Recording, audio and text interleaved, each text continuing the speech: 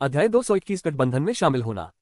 Zhao high ने सिर हिलाया। ऐसी परिस्थितियां उसके लिए स्वीकार्य थीं। अगर ब्लैक मैजिशियन एलायंस सचमुच इतना ढीला ढाला है तो इसमें शामिल होना कोई समस्या नहीं होगी। मारू ने झाओ हाई के चेहरे के भाव देखे, मुस्कुराए और फिर बोली, गठबंधन में शामिल होने पर आपको सामान्य जानकारी निःशुल्क मिलेगी। यदि आप विशेष परिस्थितियों वाले मामलों की जांच में या किसी विशिष्ट व्यक्ति के बारे में जानकारी प्राप्त करने में गठबंधन की सहायता चाहते हैं तो गठबंधन शुल्क लेगा। ये शुल्क जानकारी प्राप्त करने में आने वाली कठिनाई के आधार पर तय किया जाएगा। स्वाभाविक रूप से गठबंधन आपको ऐसे मिशन भी देगा जिनमें आप भाग ले सकते हैं। उदाहरण के लिए कुछ जादूगर कुछ खास व्यक्तियों के बारे में जानकारी प्राप्त करना चाहेंगे। उनकी जांच में आप जितनी मदद करेंगे उसी के आधार पर गठबंधन की ओर से आपको कमीशन मिलेगा। अगर किसी जादूगर को किसी जादुई जानवर की जरूरत है और आप उसे पकड़ने में मदद करते हैं तो गठबंधन इसके लिए भी कमीशन देगा। झाओ हाई मुस्कुराया और सोचने लगा कि ब्लैक मैजिशियन एलायंस दिलचस्प है। यह पृथ्वी पर उपन्यासों में वर्णित भाड़े के सैनिकों के संग्रोह जैसा लग रहा था। उनके काम करने का तरीका भी मिलता जुलता था, बस फर्क इतना था कि यह गठबंधन काले जादूगरों की सेवा करता था। मुस्कुराते हुए झाओ हाई ने कहा, गठबंधन में शामिल होने के लिए मुझे क्या देना होगा? सवाल सुनते ही मारू झाओ हाई का इरादा समझ गया। वह उत्साहित हो गया और तुरंत बोला, हमें कुछ नहीं चाहिए। अगर तुम बस शामिल होने के लिए मान जाओ तो भी ठीक है। बाद में तुम गठबंधन से जुड़ी कोई बात किसी को नहीं बता सकते और न ही गठबंधन के साथ विश्वासघात कर सकते हो। अगर तुम मान जाओ तो इसे ले लो और गठबंधन के पूर्ण सदस्य बन जाओ। बोलते बोलते मारू ने एक छोटा सा बैज निकाला। यह बैज पृथ्वी पर मिलने वाले युआन के सिक्के के आकार का था। इसके आगे की तरफ गहरे बादल का पैटर्न बना हुआ था, जबकि पीछे की तरफ एक पिन लगी थी जिससे इसे कपड़ों पर लगाया जा सकता था। झाओ हाई ने साधारण बैज का ध्यानपूर्वक निरीक्षण किया। थोड़ी देर बाद उसने मारू की ओर देखकर कहा, इतना साधारण बैज, क्या तुम्हें बनावटी होने का डर नहीं है? मारू मुस्कुराए, नहीं। हालांकि यह बैज देखने में मामूली और साधारण धातु का बना लगता है, लेकिन वास्तव में इसे गठबंधन के एक वरिष्ठ सदस्य ने बनाया है। उन्होंने कुछ जादुई प्रयोग किए और इसे प्राप्त किया। हालांकि यह कठोर धातु नहीं है, लेकिन इसमें बहुत अच्छी लोच है। बाहरी बल लगने पर यह अपना आकार बदल सकता है और फिर धीरे धीरे अपनी मूल अवस्था में वापस आ जाता है। इसके अलावा बैज पर एक संख्या अंकित है जो दूसरों को इसकी नकल बनाने से रोकती है। Memory metal 1। झाओ हाई ने सुनते हुए सोचा कि बैज की सामग्री स्मृति धातु के समान है। उसने सचमुच नहीं सोचा था कि इस महाद्वीप पर ऐसी कोई चीज होगी। झाओ हाई ने छोटा सा बैज उठाया और ध्यान से उसकी जांच की, लेकिन उसे उसमें कुछ भी असामान्य नहीं दिखा। उसने बैज को वापस मेज पर रख दिया और मारू की ओर मुड़ा। अगर गठबंधन में बहुत सारे नियम होते तो मैं इसमें शामिल होने के लिए सहमत नहीं होता। मारू को खुशी महसूस हुई। वह झाओ हाई को अच्छी तरह समझता था। वह जानता था कि झाओ हाई बहुत शक्तिशाली है। जब गारंतोक ने झाओ हाई से मुकाबला करने की कोशिश की थी तब उसका समूह बिना किसी निशान के गायब हो गया था। लौरा पर अमर भाड़े के सैनिकों के समूह ने भी हमला किया था जिसे उसने नाकाम कर दिया था। बाद में वे भी महाद्वीप से गायब हो गए थे। इससे झाओ हाई की ताकत साबित हो गई थी। इतने शक्तिशाली काले जादूगर का काला जादूगर गठबंधन में शामिल होना उनकी ताकत को और बढ़ा देगा। यही बात मारू को सचमुच खुश कर रही थी। स्पष्टतः रेडियंस चर्च की तुलना में ब्लैक मैजिशियन एलायंस संरक्षण पर अधिक ध्यान केंद्रित करता था। उनका उद्देश्य सीधा साधा था। जैसा कि मारू ने कहा, उनका पहला लक्ष्य अन्य ब्लैक मैजिशियनों की सहायता करना और उनकी जादुई तकनीकों को आगे बढ़ाना था। दूसरा लक्ष्य रेडियंस चर्च का प्रतिरोध करना था। रेडियंस चर्च की तुलना में ब्लैक मैजिशियन एलायंस की संगठनात्मक संरचना काफी ढीली और कम व्यावहारिक थी। इसी कारण झाओ हाई ने इस गठबंधन में शामिल होने का फैसला किया। झाओ हाई को बैज लेते देख मारू को राहत मिली। उसने मुस्कुराते हुए कहा, अच्छा, अब से तुम ब्लैक मैजिशियन एलायंस के सदस्य हो। हमारे गठबंधन का मुख्य उद्देश्य अन्य ब्लैक मैजिशियनों की मदद करना और रेडियंस चर्च का विरोध करना है। बाकी समय तुम अपनी मर्जी से कुछ भी कर सकते हो और किसी तरह के बंधन में रहने की चिंता करने की जरूरत नहीं है। झाओ हाई मुस्कुराया, यह अच्छा है। चूंकि इस बार श्री मारू आए हैं तो हमें उनका अच्छे से स्वागत करना चाहिए। लौरा, कुछ लोगों को तैयारी करने का आदेश दो। थोड़ी देर में मैं श्रीमान को भोजन के लिए आमंत्रित करूंगा। भोजन के बाद मैं उनसे एक नाटक देखने का भी अनुरोध करना चाहूंगा। लौरा ने हल्की सी मुस्कान के साथ कहा, ठीक है, मैं उन्हें तैयारी करने का आदेश देती हूँ। हमारे पास इस समय कई फायरफिश हैं, इसलिए साहब को परोसना अच्छा रहेगा। फिर उसने नीर को तैयारी शुरू करने को कहा। मारू ने उन्हें अजीब नजरों से देखा। लौरा का नाम सुनकर ऐसा लगा कि झाओ हाई और लौरा के बीच किसी तरह का रिश्ता है। ये सिर्फ एक सहयोगी का रिश्ता नहीं था, बल्कि इसमें एक तरह की घनिष्ठता झलकती थी। इससे भी ज्यादा महत्वपूर्ण बात यह थी कि उसने लौरा को उसे अग्नि मछली खाने के लिए कहते हुए सुना था। हालांकि अग्नि मछली कोई उन्नत स्तर का जादुई जीव नहीं थी, फिर भी उसे खाना बहुत मुश्किल था। मारू केवल एक काला जादूगर था और उसने पहले कभी अग्नि मछली नहीं खाई थी। लौरा का यह सुझाव उसके लिए सचमुच आश्चर्यजनक था। पहले लौरा झाओ हाई के घर से फायर फिश लेकर लौटती थी। यह कोई उपहार नहीं था, बल्कि वे दोनों निजी तौर पर खाते थे और इसे बेचा भी नहीं गया था। इसलिए महाद्वीप पर किसी और को यह पता नहीं था कि लौरा के पास इतनी बड़ी मात्रा में फायर फिश है। मारू को ठहरने की व्यवस्था देखकर बेहद खुशी हुई। यह तो सबको पता ही होगा कि फायर फिश बहुत ही उच्च कोटि की मछली होती है। काले जादूगरों की मौजूदा हैसियत को देखते हुए ऐसे स्वादिष्ट व्यंजन खाने का मौका बहुत कम लोगों को मिलता है। उसने आज इन्हें चखने की उम्मीद नहीं की थी।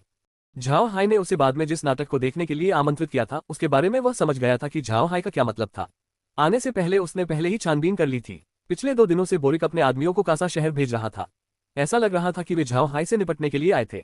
पहले तो उसे समझ नहीं आया, लेकिन अब जब उसे जानबूझकर यहाँ कुछ और समय रुकने के लिए कहा गया तो वह झाओ हाई के इरादे को समझ गया।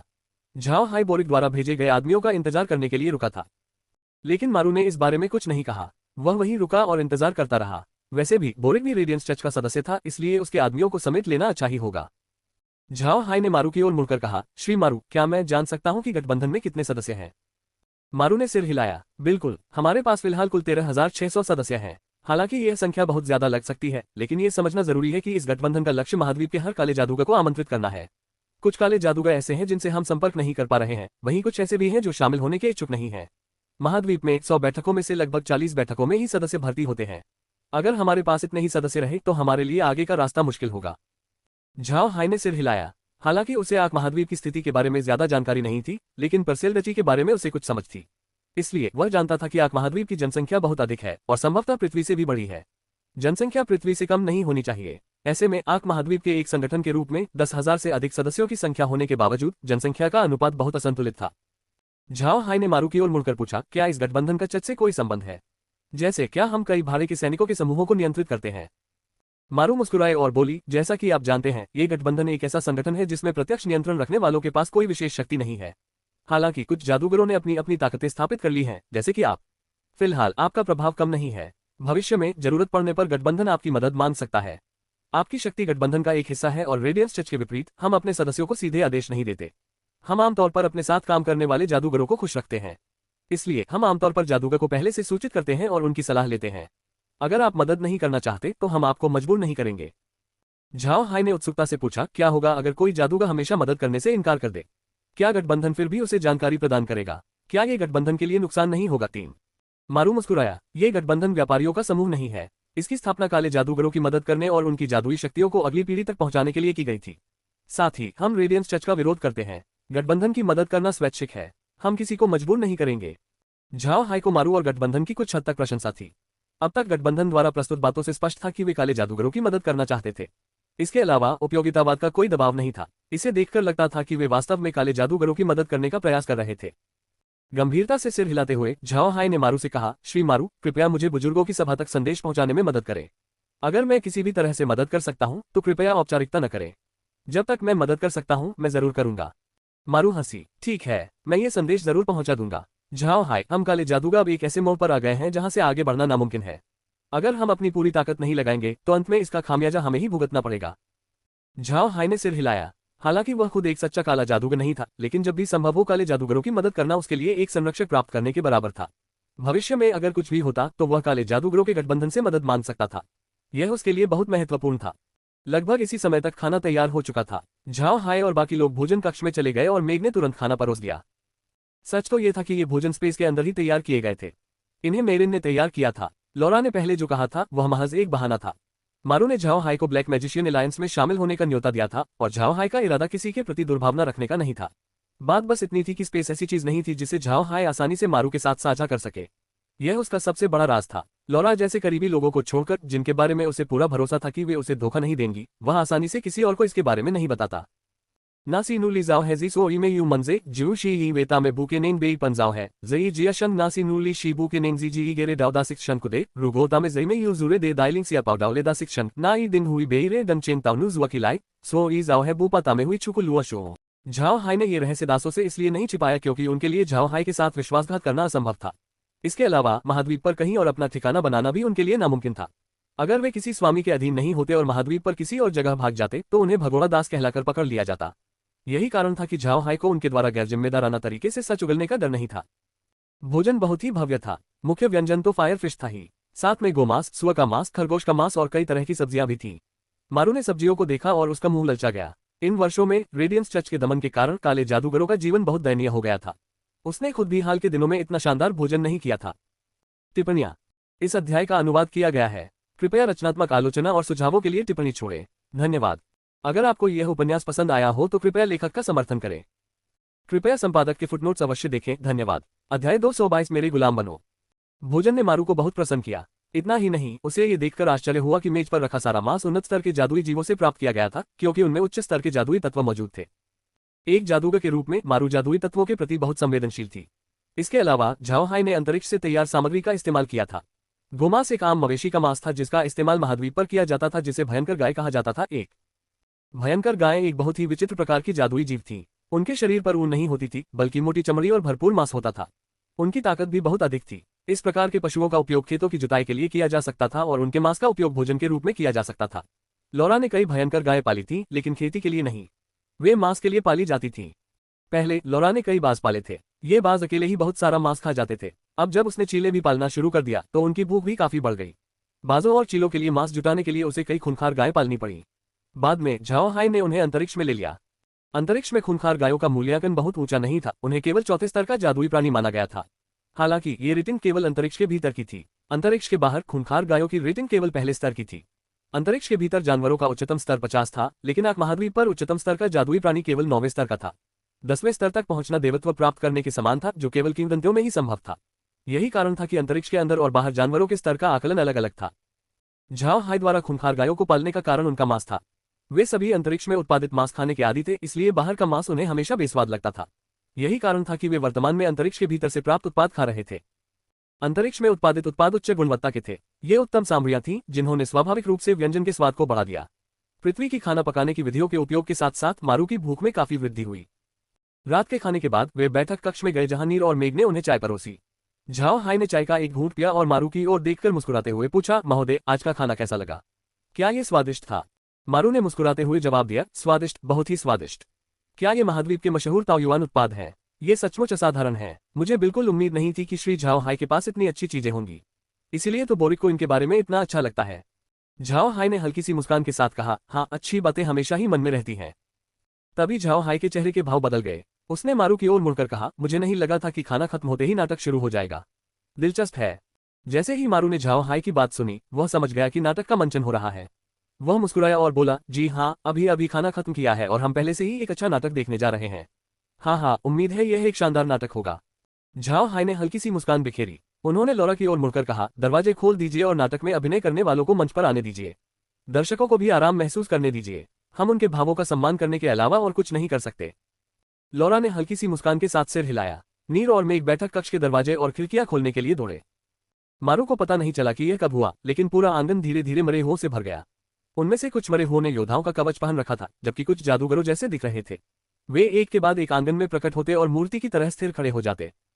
इसके अलावा पूरा आंगन काले कोहरे से ढका हुआ था। बाहर की स्थिति का कुछ भी दिखाई नहीं दे रहा था, केवल कदमों की आहट सुनाई दे रही थी। कदमों की संख्या कम नहीं थी। मारू ने हैरानी से झाओ हाई की ओर देखा। ये मरे हुए प्राणी स्पष्ट रूप से झाओ हाई द्वारा बुलाए जा रहे थे, लेकिन उसने यह नहीं देखा कि झाओ हाई ने उन्हें कब बुलाया था। न तो कोई हलचल हुई, न ही कोई आवाज आए। इतना ही नहीं, उसे कोई जादुई हलचल भी महसूस नहीं हुई। इससे वह बहुत हैरान हुआ। कई काले जादूगर जादुई उतार चढ़ाव को छिपाने की कला सीखते थे। इसे सीखने के बाद वे इसका उपयोग केवल निम्न स्तर के जादू के लिए ही कर पाते थे। इससे दूसरों के लिए उनके जादुई उतार चढ़ाव का पता लगाना मुश्किल हो जाता था और इसका उपयोग छुपकर हमले करने के लिए किया जा सकता था। हालांकि इस विधि में काफी तैयारी की आवश्यकता होती थी। यदि विरोधी जादूगर को इसका पता चल जाता तो इस विधि का प्रयोग करना मुश्किल हो जाता। किसी भी विधि से जादुई उतार चढ़ाव को छिपाने से उनका अस्तित्व पूरी तरह से समाप्त नहीं होगा, बल्कि ये केवल उन्हें कमजोर कर सकता है। जब कोई व्यक्ति पर्याप्त ध्यान नहीं देता है तो जादुई उतार चढ़ाव महसूस नहीं होंगे। हालांकि यदि कोई सावधानीपूर्वक अवलोकन करे तो उन्हें पाया जा सकता है। जब झाओ हाई ने अपने मरे हुए सैनिकों को बुलाया तो मारू को कुछ भी महसूस नहीं हुआ। किसी भी प्रकार का कोई जादुई उतार चढ़ाव नहीं हुआ, जो सबसे आश्चर्यजनक बात थी। जाहिर है, मारू के लिए यह जानना असंभव था कि झाओ हाई ने सामान्य डार्क समनिंग मैजिक तकनीक का इस्तेमाल नहीं किया था। अगर उसे यह पता होता तो वह इतना हैरान नहीं होता। झाओ हाई ने मारू पर ध्यान नहीं दिया। वह फेथ मैंशन के सामने वाले हिस्से को देख रहा था और यह जानना चाहता था कि घुसपैठिए दीवारों को तोड़कर फेथ मैंशन में प्रवेश करने के लिए कौन सा तरीका अपनाएंगे। तभी अचानक दरवाजे पर दस्तक सुनाई दी। झाओ हाई और लॉरा एक पल के लिए चौंक गए। इस समय दरवाजे पर कोई दस्तक क्यों दे रहा था? 2 झाओ हाई मुस्कुराए बिना नहीं रह सके। घर पर लोग आराम कर रहे हैं, कल वापस आ जाना। ये सुनकर झाओ हाई और लॉरा हंस पड़े। उन्हें दरवाजा खटखटाने वालों की पहचान पूछने की जरूरत नहीं थी, क्योंकि उन्हें यकीन था कि वे बोरिक के भेजे हुए लोग थे।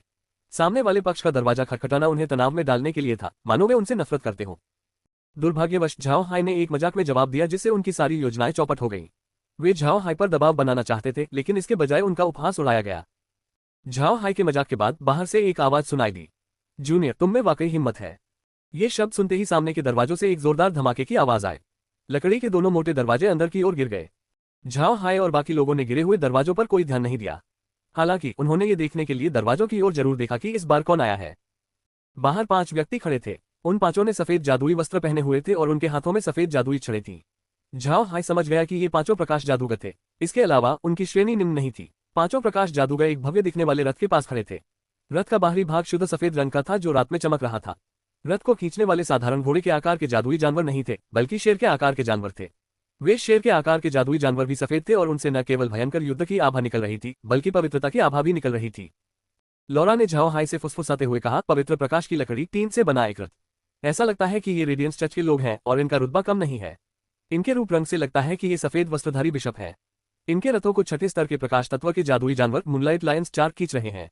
इनकी युद्ध क्षमता बहुत अधिक है और ये प्रकाश तत्व के जादू का भी प्रयोग करते हैं। सफेद वस्त्र पहने 5 बिशपों के पीछे शूरवीरों की एक टुकड़ी खड़ी थी। उन शूरवीरों की वेशभूषा बिल्कुल अलग थी। उनकी वर्दी के नीचे एक क्रॉस बना हुआ था और वे सफेद सींग वाले युद्ध घोड़ों पर सवार थे। उन सफेद सींग वाले युद्ध घोड़ों पर चमकदार चांदी का कवच था। प्रत्येक शूरवीर ने चमकदार चांदी का कवच पहना हुआ था और अपने दाहिने हाथ में 4 मीटर लंबा भाला था। उनके बाएं हाथ में एक बड़ी ढाल थी और उनके कवच से सफेद पंख निकले हुए थे। उनके भालों के शीर्ष के नीचे एक त्रिकोणीय झंडा था। भाले आकाश की ओर इशारा कर रहे थे, जिससे त्रिकोणीय झंडा हवा में लहरा रहा था। झाओ हाई ने उन शक्तिशाली योद्धाओं के रूप रंग का गौर किया और बुदबुदाया, सच कहूं तो ये लोग दिखने में वाकई बहुत अच्छे हैं। बस मुझे ये समझ नहीं आ रहा कि कवच के नीचे क्या है। क्या वहां कोई इंसान है या कोई भूत?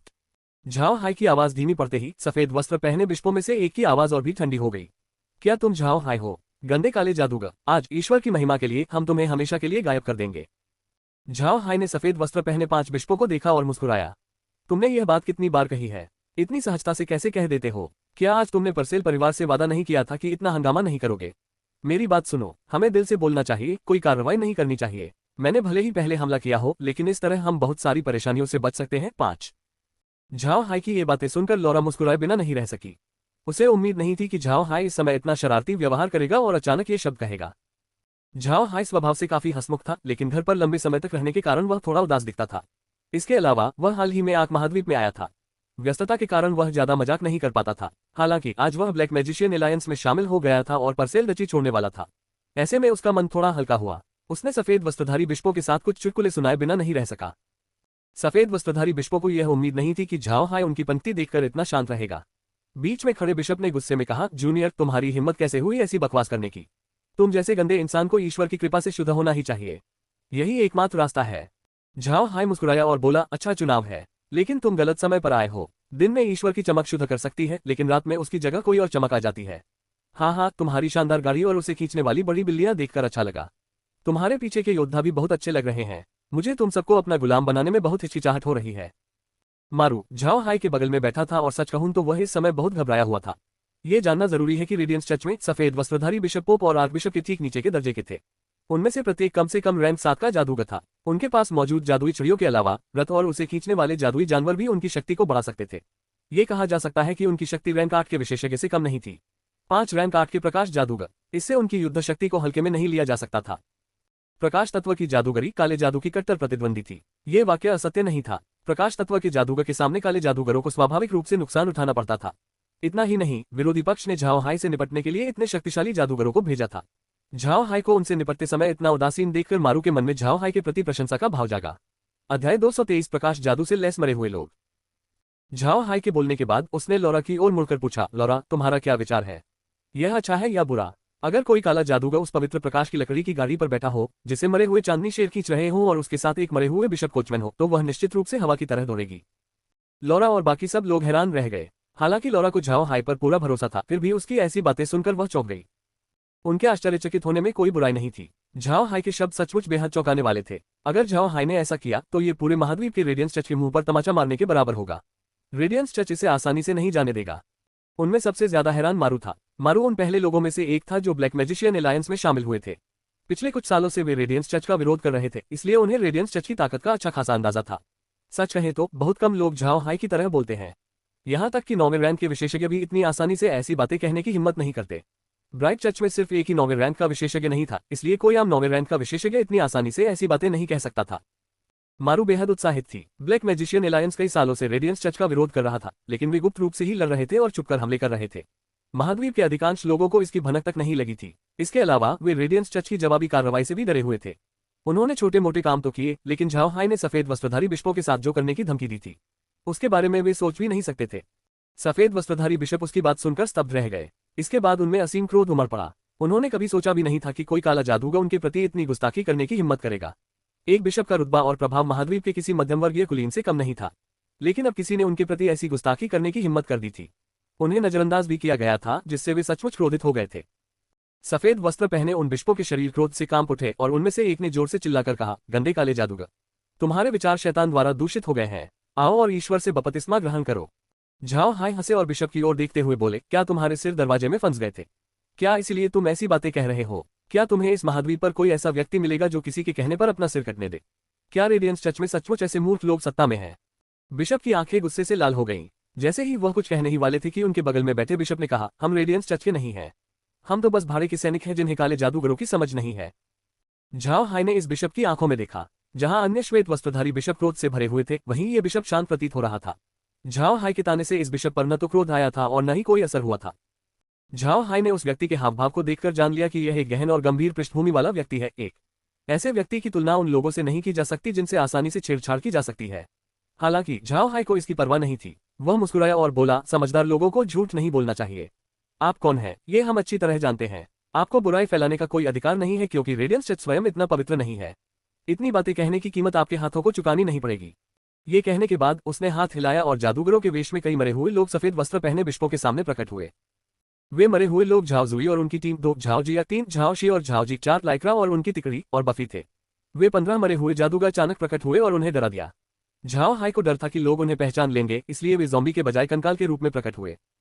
सफेद वस्त्रधारी बिशपों ने झाओ हाय के चेहरे के भावों को देखा और उनका क्रोध और बढ़ गया। वे प्रकाश के जादूगर थे जो काले जादूगरों के कट्टर दुश्मन थे। लेकिन अब झाओ हाय ने अप्रत्याशित रूप से उनके साथ एक समझौता कर लिया था। इससे वे उससे अत्यधिक घृणा करने लगे। एक बिशप का वश से वशीकरण नहीं हुआ और उसने पहले बोलना शुरू किया। उसने गुस्से में झाओ हाय पर चिल्लाते हुए कहा, जूनियर, आज हम तुम्हें दिखाएंगे कि ईश्वर की चमक सर्वत्र व्याप्त है।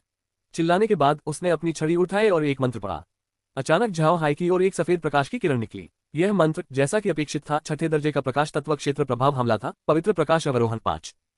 मारू चुपचाप झाओ हाय के बगल में बैठा था। जब झाओ हाय बिशपों से बहस करता था तो मारू का दिल जोर से धड़कने लगता था। झाओ हाय को सफेद वस्त्रधारी बिशपों से निपटने के लिए मरे हुओं को भेजते देख मारू चिंतित हो गया। अंतर बहुत बड़ा था। यह जानना जरूरी था कि बिशप से आसानी से पंगा नहीं लिया जा सकता। हालांकि दृश्य को देखकर सभी आश्चर्यचकित रह गए। उन्होंने देखा कि एक मरे हुए जादूगर ने अचानक आगे कदम बढ़ाया। इस जादूगर ने सफेद जादुई चोगा पहना हुआ था और उसके हाथ में एक सफेद छड़ी थी। उन्हें तब तक कुछ दिखाई नहीं दिया जब तक कि अचानक एक प्रकाश तत्व की जादुई ढल प्रकट नहीं हुई, जिसने पास के मरे हुए कंकाल जादूगरों पर निर्देशित हमले को रोक दिया। लौरा समेत सभी श्वेत वस्त्रधारी बिशप चौंक गए और एक पल के लिए जम गए। मारू भी चौंककर अचानक खड़ी हो गई। उन सभी ने सोचा था कि कंकाल जादूगर श्वेत वस्त्रधारी बिशपों से निपटने के लिए काले जादू का इस्तेमाल करेंगे, लेकिन उन्हें यह उम्मीद नहीं थी कि वे वास्तव में प्रकाश जादू का इस्तेमाल करेंगे। ये कंकाल स्वाभाविक रूप से झाओ जिया का था। वह स्वयं एक प्रकाश जादूगर था। अंतरिक्ष से प्राप्त सुधारों के बाद उसकी जादुई शक्ति संरक्षित रही थी, इसलिए उसके लिए प्रकाश जादू का उपयोग कर पाना स्वाभाविक था। लेकिन इससे मारू और बाकी लोग बेहद हैरान रह गए। उन्होंने पहले कभी किसी ऐसे मरे हुए प्राणी को नहीं देखा था जो प्रकाश की जादुई शक्ति का इस्तेमाल कर सके। ये बात उन्हें एक मजाक जैसी लगी। यह ऐसा था मानो कोई व्यक्ति अपने ही शरीर को काटने वाली छुरी को पकड़े खड़ा हो। यह पूरी तरह से आत्मघाती व्यवहार था। झाओ हाय कोई कदम नहीं उठाना चाहता था क्योंकि वह इसका असर देखना चाहता था। वह मारू को यह भी बताना चाहता था कि वह रेडियंस चर्च से नहीं डरता। इसी समय झाओ जुई और उनकी टीम ने अपनी चाल चली। झाओ जुई और उनकी टीम असली काले जादूगर थे और उन्होंने काले जादू के ऐसे हमले किए जो पूरे आकाश को ढक लेते थे और सफेद वस्त्रधारी बिशपों को पराजित कर देते थे। झाओ शी और झाओ जी भी बफी और अन्य लोगों के साथ आगे बढ़े। झाओ शी और झाओ जी पृथ्वी तत्व के जादूगर थे जबकि बफी वायु तत्व की जादूगरनी थी। झाओ जुई और उनकी टीम के शामिल होने से तीनों जादुई तत्वों का आक्रमण शानदार और अद्वितीय था। झाओ जुई और उनकी टीम के कारनामों ने सभी के दिलों को झकझोर दिया। मारू ने हैरानी से झाओ हाय की ओर देखा और पूछा, श्री झाओ हाय, ये सब क्या है? आपके मरे हुए लोग प्रकाश तत्व की जादुई शक्ति का उपयोग कैसे कर सकते हैं?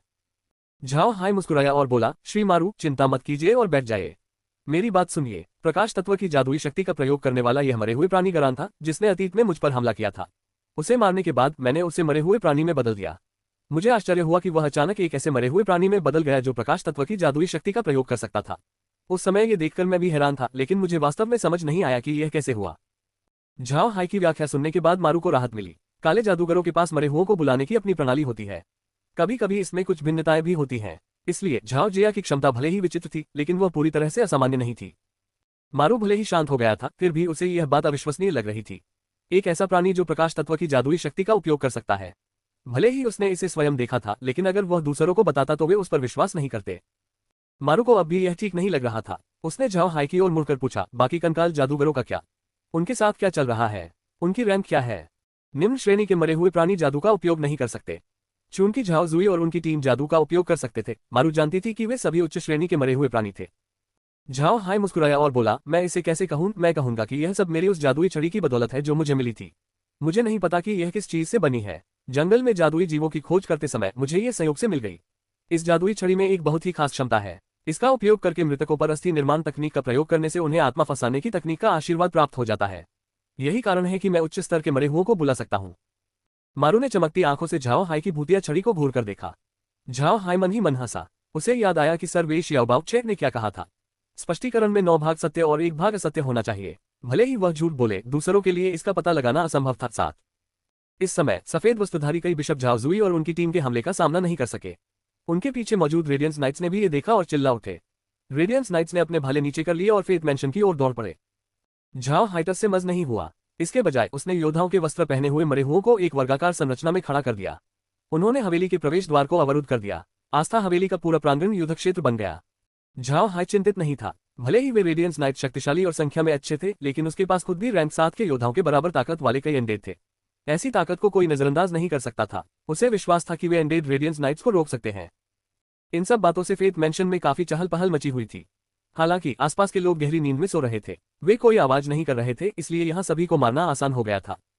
इतने शोरगुल से नगर रक्षकों को सतर्क हो जाना चाहिए था और उन्हें हरकत में आ जाना चाहिए था। लेकिन ऐसा लग रहा था मानो नगर रक्षक छुट्टी पर चले गए हों। एक भी व्यक्ति नजर नहीं आ रहा था। ऐसा प्रतीत हुआ कि रेडियंस चर्च ने सचमुच ग्रैंड ड्यूक इवान को फोन किया था। इवान की प्रतिक्रिया के बारे में झाओ हाई समझ गया था। हालांकि परसेल कबीला एक बड़ा कबीला था, लेकिन बोरेक और रेडियंस चर्च की संयुक्त कार्रवाई इतनी शक्तिशाली थी कि परसेल कबीले ने हार मान ली। पहले दी गई चेतावनी उनके लिए काफी थी। जैसा कि झाओ हाई ने पहले अनुमान लगाया था, रेडियंस नाइट्स को मुख्य द्वार पर मौजूद मरे हुए योद्धाओं ने खदेड़ दिया। वे फेथ मैंशन में घुसने में सफल नहीं हो पाए। अचानक इसी समय कुछ साहसी लोगों की परछाइयां दिखाई दी जो फेथ मैंशन की दीवारों पर रेंगते हुए ऊपर चढ़ रहे थे और छलांग लगा रहे थे। उन लोगों ने भाड़े के सैनिकों के कपड़े पहने हुए थे और उनके पास हथियार थे। उन्होंने झाओ हाई की ओर देखा, जिससे उन्हें निपटना था। टिप्पणियां। इस अध्याय का अनुवाद किया गया है। कृपया रचनात्मक आलोचना और सुझावों के लिए टिप्पणी छोड़ें। धन्यवाद। अगर आपको यह उपन्यास पसंद आया हो तो कृपया लेखक का समर्थन करें। कृपया संपादक के फुटनोट्स अवश्य देखें। धन्यवाद। अध्याय 224 अंतिम प्रहार। मारू ने भी इन लोगों को देखा। हालांकि उन्होंने भाड़े के सैनिकों जैसी वर्दी पहनी हुई थी, लेकिन उनकी हरकतें बेहद सधी हुई थी। एक नजर में ही पता चल जाता था कि उनमें अच्छा तालमेल है और वे आम भाड़े के सैनिक नहीं हैं। उन्हें नियमित सैन्य प्रशिक्षण मिला होगा। झाओ हाई भाड़े के सैनिकों को देख रहा था। दीवार फांद कर अंदर आने वालों की संख्या सैकड़ों में थी। आंगन में प्रवेश करते ही उन्होंने झाओ हाई पर तुरंत हमला नहीं किया। इसके बजाय वे अपनी जगह पर खड़े रहे और धीरे धीरे अपनी स्थिति बदलकर पंक्तिबद्ध हो गए। हालांकि इसमें थोड़ा समय लगा, लेकिन वे सही ढंग से पंक्तिबद्ध हो चुके थे। इसके बाद उन्होंने झाओ हाई पर हमला कर दिया। दूसरी ओर झाओ हाई चिंतित नहीं था। वह स्वयं कई मरे हुओं से घिरा हुआ था और इस समय तक उसने केवल मानव रूप वाले मरे हुओं का ही उपयोग किया था। पशु रूप वाले मरे हुओं को अभी तक तैनात नहीं किया गया था। झाओ हाई ने सामने से फेथ मैंशन पर हमला करने वाले शूरवीरों की गिनती की और पाया कि उनकी संख्या 18 थी। इन 18 शूरवीरों में आपस में बहुत अच्छा तालमेल था और वे छठे रैंक के विशेषज्ञ थे। जल्द ही चाहे मारू हो या सफेद वस्त्रधारी बिशप, सभी को स्थिति की असामान्यताओं का एहसास हो गया। वे मरे हुए लोग सचमुच बहुत खास थे, क्योंकि वे रेडियंस नाइट्स के हमलों से नहीं डरते थे। ये समझना आवश्यक है कि रेडियंस नाइट्स के हथियार और उपकरण प्रकाश तत्व की जादुई शक्ति से परिपूर्ण थे। इसके अलावा उन नाइट्स की युद्ध क्षमता भी बहुत अधिक थी। फिर भी झाओ हाई ने रेडियंस नाइट्स के हमलों का सामना करने के लिए केवल 100 मरे हुए सैनिकों को भेजा था। ये बात बिल्कुल अकल्पनीय थी। शूरवीर और योद्धा अलग अलग थे। आम जनता की यही धारणा थी कि योद्धाओं की तुलना में शूरवीरों का पेशा अधिक उन्नत था। शूरवीरों को योद्धाओं का कुलीन वर्ग कहा जा सकता था। एक साधारण योद्धा ज्यादा से ज्यादा चमड़े का कवच पहनता था और उसके पास घटिया दर्जे का हथियार होता था। अगर कोई योद्धा कवच पहने और उसके पास अच्छा हथियार हो तो उसे सिर्फ योद्धा नहीं कहा जाता था। दूसरी ओर एक शूरवीर के पास घोड़ा होना और पूर्ण शरीर कवच पहनना आवश्यक था। उनके हथियार योद्धाओं के हथियारों से भिन्न थे, जो केवल एक ही प्रकार के हथियार का उपयोग करते थे। शूरवीरों के पास एक शूरवीर भाला, एक टावर ढाल और एक भारी तलवार होनी चाहिए। एक बार जब उनके पास ये वस्तुएं होती थीं, तो उन्हें शूरवीर कहा जा सकता था। लेकिन योद्धाओं को केवल अपनी सुरक्षा का ध्यान रखना होता था। अगर उनका हथियार क्षतिग्रस्त भी हो जाता तो वे उसे आसानी से बदल सकते थे। लागत भी बहुत अधिक नहीं होती थी। शूरवीरों को अपनी देखभाल के अलावा अपने घोड़ों का भी ध्यान रखना पड़ता था। उनका भाला एक ऐसा हथियार था जो आसानी से क्षतिग्रस्त हो सकता था, इसलिए क्षतिग्रस्त होने पर उन्हें इसे बदलना पड़ता था। हालांकि साधारण हथियारों की तुलना में भाले की कीमत बहुत अधिक थी। इन्हीं कारणों से एक साधारण योद्धा के दृष्टिकोण से शूरवीर बनना शक्तिशाली तो था, लेकिन यह एक ऐसा पेशा था जिसमें बहुत पैसा खर्च होता था। यदि कोई कुलीन या धनी व्यक्ति नहीं था तो शूरवीर बनने का कोई रास्ता नहीं था। इसके अलावा चुनकी शूरवीर इतने धनी थे, इसलिए उनमें से कई के पास एक शूरवीर परिचारक होता था। शूरवीर परिचारक आमतौर पर शूरवीर के दिन प्रतिदिन के जीवन की देखभाल करता था, जैसे कि उनके घोड़ों की देखभाल करना। जब शूरवीर युद्ध में जाता था तो वे शूरवीर के साथ होते थे। 5 एक योद्धा की युद्ध क्षमता निस्संदेह असाधारण थी। उनकी शक्ति सीधे उनके वाहन पर निर्भर करती थी। यदि वाहन शक्तिशाली होता तो योद्धा भी शक्तिशाली होता। स्वाभाविक रूप से यदि उन्हें शक्तिशाली वाहन चाहिए होता तो उन्हें काफी धन खर्च करना पड़ता।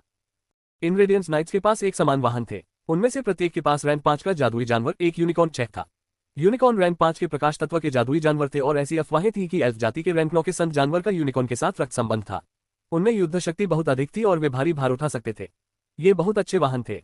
रेडियंस चर्च के शूरवीर अधिकतर इसी प्रकार के यूनिकॉर्न को अपने वाहन के रूप में इस्तेमाल करते थे। इसका कारण न केवल उनकी युद्ध शक्ति थी, बल्कि उनका दिखने में भी बेहद शक्तिशाली होना था। 100 साधारण योद्धाओं से लड़ते समय 18 सदस्यीय शूरवीरों का दस्ता उनके लिए पर्याप्त होगा। एक अकेला घुड़सवार शूरवीर आसानी से योद्धाओं की पूरी टुकड़ी को तहस नहस कर सकता है। कुछ ही हमलों में वे उन 100 योद्धाओं को आसानी से मार सकते हैं।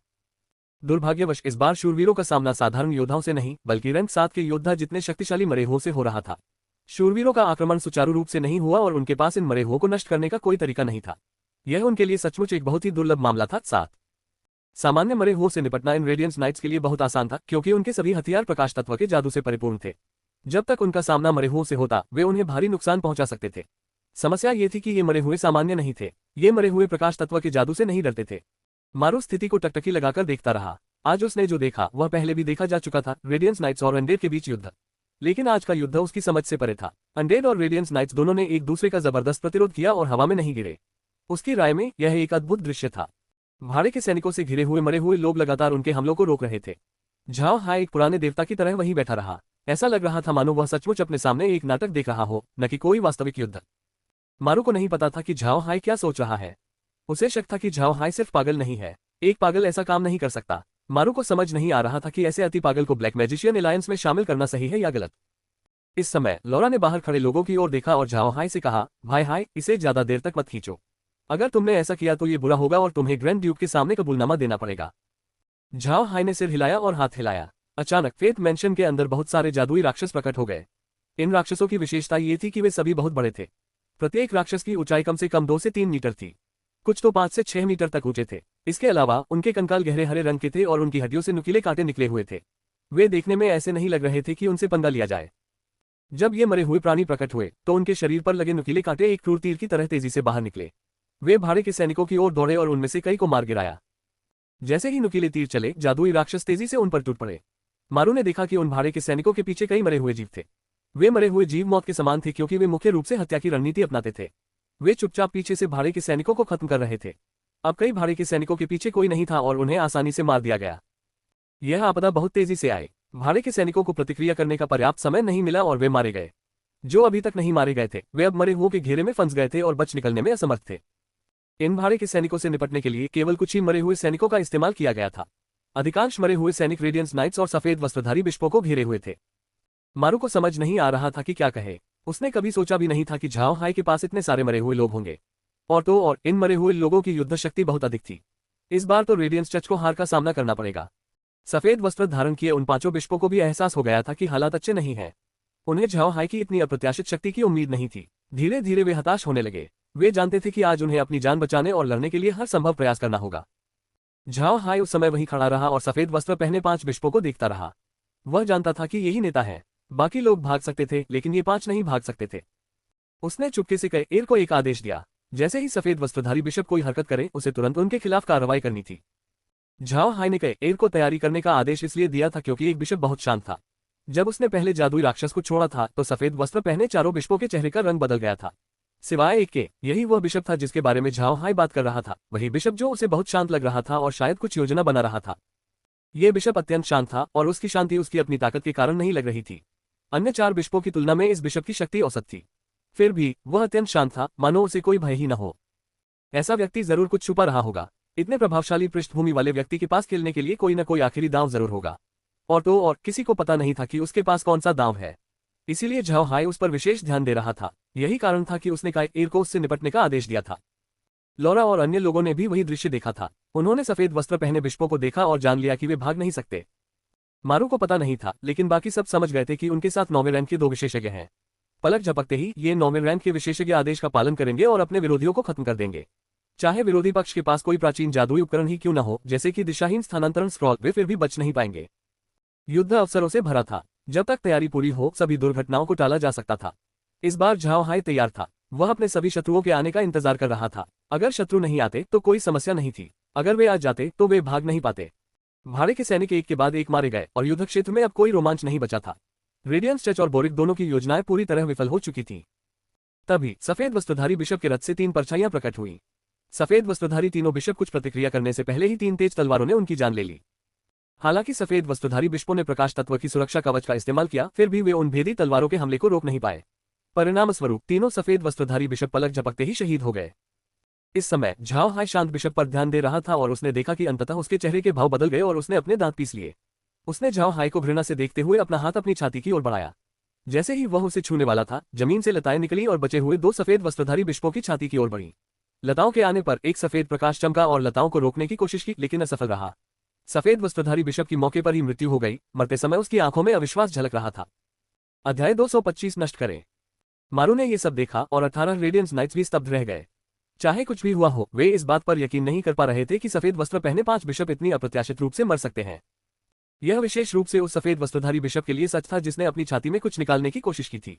उस सफेद वस्त्रधारी बिशप का एक गहरा इतिहास था और भले ही रेडियंस नाइट्स को यह नहीं पता था कि वह क्या निकाल रहा था, वे ये जानते थे कि सफेद वस्त्रधारी बिशप के पास कुछ था, एक सुरक्षा अंगूठी। एक सुरक्षा अंगूठी उस महाद्वीप पर एक आम जादुई वस्तु थी। इस प्रकार की जादुई वस्तु में अनुसंधान मंडलों द्वारा खोजी गई जादुई शक्तियां समाहित थीं। लंबे शोध के बाद वे सुरक्षा जादू को एक अंगूठी में समाहित करने में सक्षम हुए और यहीं से इसका नाम पड़ा। सुरक्षा वलयों को कई श्रेणियों में बांटा गया था। निम्न स्तर के सुरक्षा वलय डिस्पोजेबल, एक बार इस्तेमाल होने वाली वस्तुएं थीं। ऐसी वस्तुओं के लिए इस्तेमाल की जाने वाली सामग्री विशेष नहीं होती थी और लकड़ी या पत्थर जैसी सामान्य सामग्री होती थी जिनमें निम्न स्तर की सुरक्षा शक्ति समाहित होती थी। ये अपेक्षाकृत सस्ती और आम थी। उच्च स्तरीय सुरक्षा अंगूठियां धातु मिश्र धातुओं से बनी होती थी जो उच्च स्तरीय सुरक्षा जादू को सील कर सकती थी। इनका बार बार उपयोग किया जा सकता था और इन्हें अधिक मूल्यवान जादुई वस्तु माना जाता था। सफेद वस्त्र धारण किए हुए इस बिशप के पिता लाल वस्त्र धारण किए हुए आर्कबिशप और 8वें दर्जे के विशेषज्ञ थे।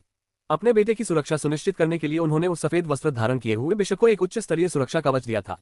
ये कवच 8वें दर्जे के विशेषज्ञ के हमले को भी बिना टूटे रोक सकता था।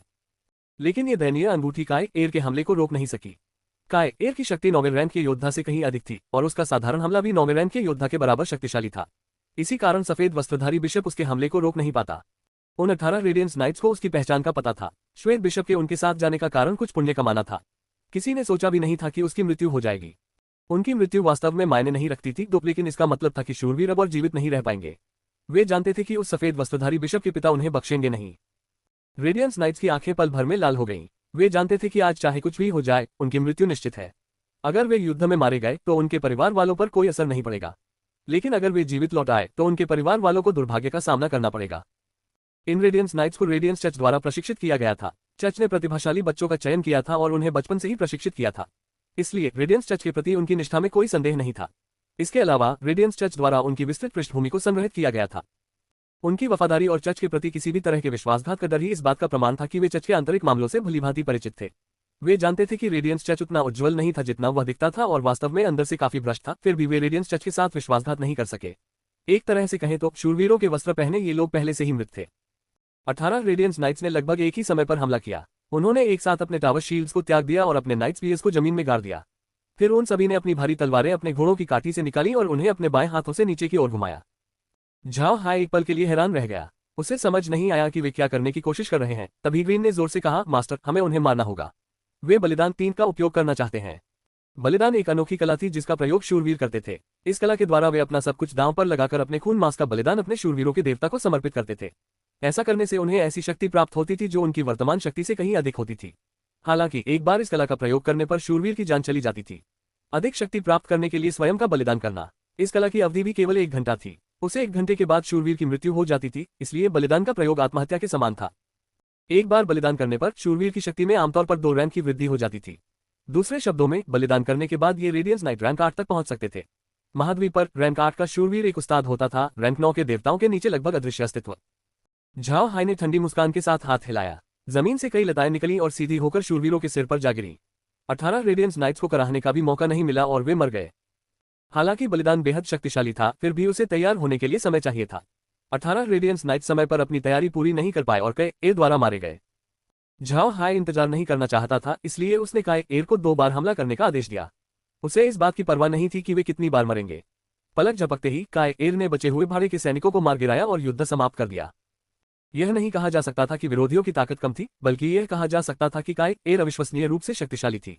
भले ही वे रेडियंस नाइट्स अपना बलिदान पूरा कर लें, वे ज्यादा से ज्यादा 8वें रैंक के नाइट ही बन पाएंगे। 9वें रैंक के विशेषज्ञ की तुलना में वे 8वें रैंक के नाइट बहुत कमजोर थे। 4 ये ठीक वैसा ही था जैसे 8वें रैंक के विशेषज्ञ ग्रीन का सामना 9वें रैंक के विशेषज्ञ विंसेंट बफी से हुआ और ग्रीन के पास पलटवार करने का मौका ही नहीं था। बफी की तो बात ही छोड़िए, काए एर को 8वें रैंक से भी कमजोर इन भाड़े के सैनिकों से कोई परेशानी नहीं हुई। लगभग तुरंत ही फेथ मैंशन में सन्नाटा छा गया। झाओ हाय ने हाथ हिलाया और सभी मरे हुए लोगों ने एक एक शव उठा लिया। फिर वह उन्हें वापस अंतरिक्ष में ले गया। जीवित यूनिकॉर्न और चांदनी शेरों को अभी तक झाओ हाय ने नहीं देखा था। उन्हें मारू के जाने का इंतजार करना पड़ा। शवों को ले जाने के बाद झाओ हाय ने मारू की ओर मुड़कर कहा, श्री मारू, हम यहाँ से तुरंत निकलेंगे। आपको भी निकलना होगा। रात होते होते आप कासा शहर को जितनी जल्दी हो सके छोड़ दें। रेडियंस चर्च को इतना बड़ा नुकसान हुआ है और वह हार नहीं मानेगा। आगे मैं आपसे संपर्क नहीं करूंगा। अगर कोई बात हो तो स्टोनी माउंटेन आकर जमीन पर 3 बार दस्तक दे। बात को कागज पर लिखकर किसी कमरे में रख दें। मैं आपसे तय समय पर संपर्क करूंगा। मारू ने झाओ हाय को ध्यान से देखा और पाया कि उसके पास कई रहस्य और उसकी कल्पना से परे ताकत है। हालांकि वह इसके बारे में पूछताछ करने के लिए तैयार नहीं था। वैसे भी झाओ हाय पहले ही ब्लैक मैजिशियन अलायंस में शामिल हो चुका था और उसकी इतनी ताकत अलायंस के लिए फायदेमंद होगी। वे उसके रहस्यों के बारे में क्यों पूछताछ करेंगे जब इससे झाओ हाय को ठेस पहुंच सकती है। 5 मारू ने गहरी सांस ली, फिर सिर हिलाकर कहा, ठीक है, तो हम आगे संपर्क में रहेंगे। अगर श्री झाओ हाय को गठबंधन से किसी मदद की जरूरत हो तो हमसे संपर्क करने में बिल्कुल संकोच न करें। कासा शहर में ही ब्लैक मैजिशियन अलायंस के सदस्य मौजूद हैं। अगर कोई बात हो तो आप उनसे संपर्क कर सकते हैं। ये कहने के बाद उन्होंने झाओ हाय को एक छोटी सी किताब सौंप दी।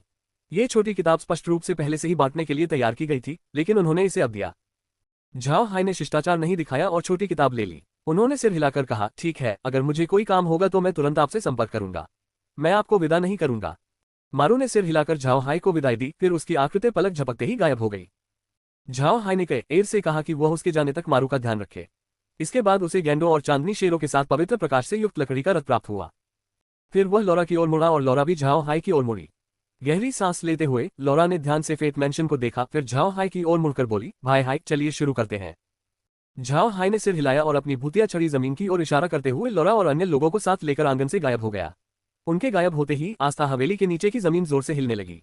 इस भूकंप से प्रभावित क्षेत्र छोटा था और हवेली के पड़ोसियों को इससे कोई परेशानी नहीं हुई।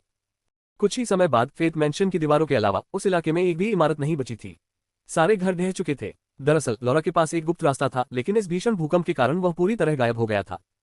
यह पृथ्वी तत्व का एक जादुई मंत्र था जिसे झाओ हाय और अन्य लोगों ने अपने निशान मिटाने के लिए इस्तेमाल करने की सहमति दी थी। हालांकि अंतरिक्ष में जाने पर उन्हें कोई समस्या नहीं होती, फिर भी संदेह कम करने के लिए उन्हें फेथ मैंशन को नष्ट करना पड़ा। यही असली कारण था कि झाओ हाय को लौरा के लिए दुख हो रहा था। अंतरिक्ष में प्रवेश करते ही झाओ हाय सबसे पहले यूनिकॉर्न और मूनलाइट लायंस को स्पेशियल रेंच में ले गया। झाओ हाय अभी उन 2 जादुई जानवरों के साथ रेंच में दाखिल ही हुआ था कि अचानक अंतरिक्ष ने संकेत दिया। यूनिकॉर्न के आकार के जानवरों की खोज की गई। मूल्यांकन स्तर 25 का जानवर। इस जानवर को अंतरिक्ष के अंदर पाला जा सकता है। ये 36 घंटे में परिपक्व हो जाता है और हर 12 घंटे में एक बच्चे को जन्म दे सकता है। कुल मिलाकर 8 बच्चे पैदा हो सकते हैं। जानवर का डिजिटलीकरण किया जा रहा है। अब इस जानवर को स्पेशल शॉप से खरीदा जा सकता है। शेर के आकार का जानवर खोजा गया, नया रूप परिवर्तन। मूल्यांकन स्तर 30 का जानवर। इस जानवर को अंतरिक्ष के अंदर पाला जा सकता है। ये 40 घंटे में परिपक्व हो जाता है और हर 12 घंटे में एक शावक को जन्म दे सकता है। कुल मिलाकर 8 शावकों को जन्म दिया जा सकता है। जानवर का डिजिटलीकरण किया जा रहा है। अब इस जानवर को स्पेशल शॉप से खरीदा जा सकता है। नए जानवरों की खोज के साथ स्पेशियल रेंच ने अपग्रेड के लिए आवश्यक शर्तें पूरी कर ली हैं।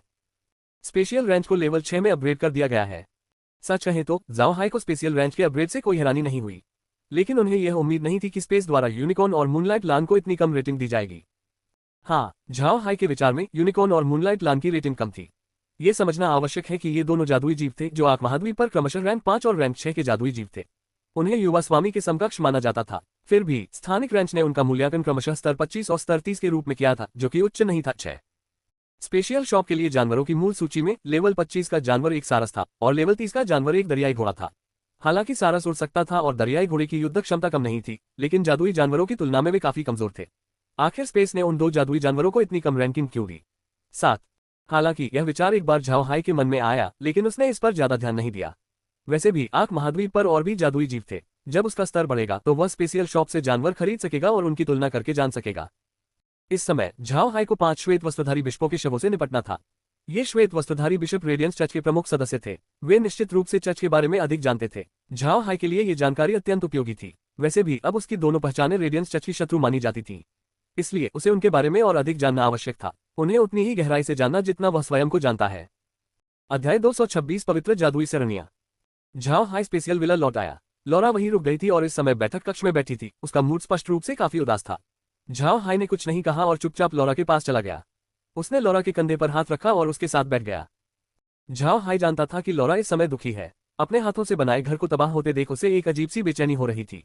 ऐसे समय में उसे दिलासा देने के लिए कुछ कहना बेकार था। बस इतना ही काफी था कि वह चुपचाप उसके साथ रहे और उसे सहारा दे। लॉरा ने झाओ हाई के कंधे पर धीरे से सिर टिकाया। उसकी आंखों से आंसू बह रहे थे। फेथ मैंशन सिर्फ एक साधारण घर नहीं बल्कि एक उद्यम था। इसमें उसकी मेहनत और आंसू लगे थे और यह उसके दिल का घर भी था। लॉरा का हाथ कसकर पकड़े हुए झाओ हाई ने धीमी आवाज में कहा, लॉरा निश्चिंत रहो, हम देर सवेर जरूर लौटेंगे। जब वो समय आएगा तो हम फेथ मैंशन से भी कहीं अधिक भव्य और आकर्षक इमारत बनाएंगे। लॉरा के आंसू रुक नहीं रहे थे, इसलिए झाओ हाई ने फुसफुसाते हुए कहा, कोई बात नहीं, रोना मत। रोना अच्छा नहीं लगता। हालांकि तुमने फेथ मैंशन खो दिया है, लेकिन तुम्हें स्पेस और फोर्ट आयरन माउंटेन मिल गए हैं, और साथ ही मैं भी। तुम्हें किस बात से संतुष्टि नहीं है? एक झाओ हाई की बात सुनकर लॉरा की आंखों से आंसू बह रहे थे, लेकिन उसके चेहरे पर मुस्कान आ गई। झाओ हाई ने लॉरा की तरफ देखकर कहा, रो मत। अगर दादा क्वीन जॉन और बाकी लोग ये देख लेंगे तो उन्हें लगेगा कि मैं तुम्हें तंग कर रहा हूं। अगर तुम्हारे पापा ये देख लेंगे तो मामला और भी गंभीर हो जाएगा और वो मेरा घर ही उड़ा देंगे। जब लॉरा ने उसकी बातें सुनी तो वह चौंकी नहीं बल्कि रोने के बजाय मुस्कुराने लगी। उसके आंसू और भी बहने लगे, लेकिन इस बार खुशी के आंसू थे। झाओ हाई ने उसका सिर थपथपाते हुए धीरे से कहा, लॉरा क्या तुम नीचे जाकर चाचा को देखना नहीं चाहती? इस बार धमाका छोटा नहीं होगा। लॉरा ने सिर हिलाया और मुस्कुराए। वह इतनी जोर से हंसी कि वह झाओ हाई की बातों का जवाब नहीं दे पाए, और झाओ हाई भी खुद को हंसने से नहीं रोक पाया। जब से करेन ने स्पेशियल विला के तहखाने पर कब्जा कर लिया था और उसे अपना प्रयोग कक्ष बना लिया था, तब से लगभग हर दूसरे दिन कोई न कोई धमाका सुनाई देता था। कभी कभी तो एक साथ कई धमाके सुनाई देते थे। झाओ हाई और बाकी लोग अब तक इन धमाकों के आदी हो चुके थे। झाओ हाई को इस बात पर थोड़ी झुंझलाहट हुई। करेन बेतरतीब समय पर प्रयोग करती थी और कभी कभी ऐसा तब होता था जब झाओ हाई सो रहा होता था। धमाका होते ही वह जाग जाता और एक कप चाय पी लेता। पृथ्वी का झाओ हाई एक ओटाकू लेखक था। देर रात तक जागने के कारण उसे हल्का मानसिक आघात लगा था। वह सो जाता और फिर आधी रात को जाग जाता और उसके लिए दोबारा सोना मुश्किल हो जाता था। इसलिए जब करेन ने वे धमाके किए तो झाओ हाई एक कप चाय पी लेता था।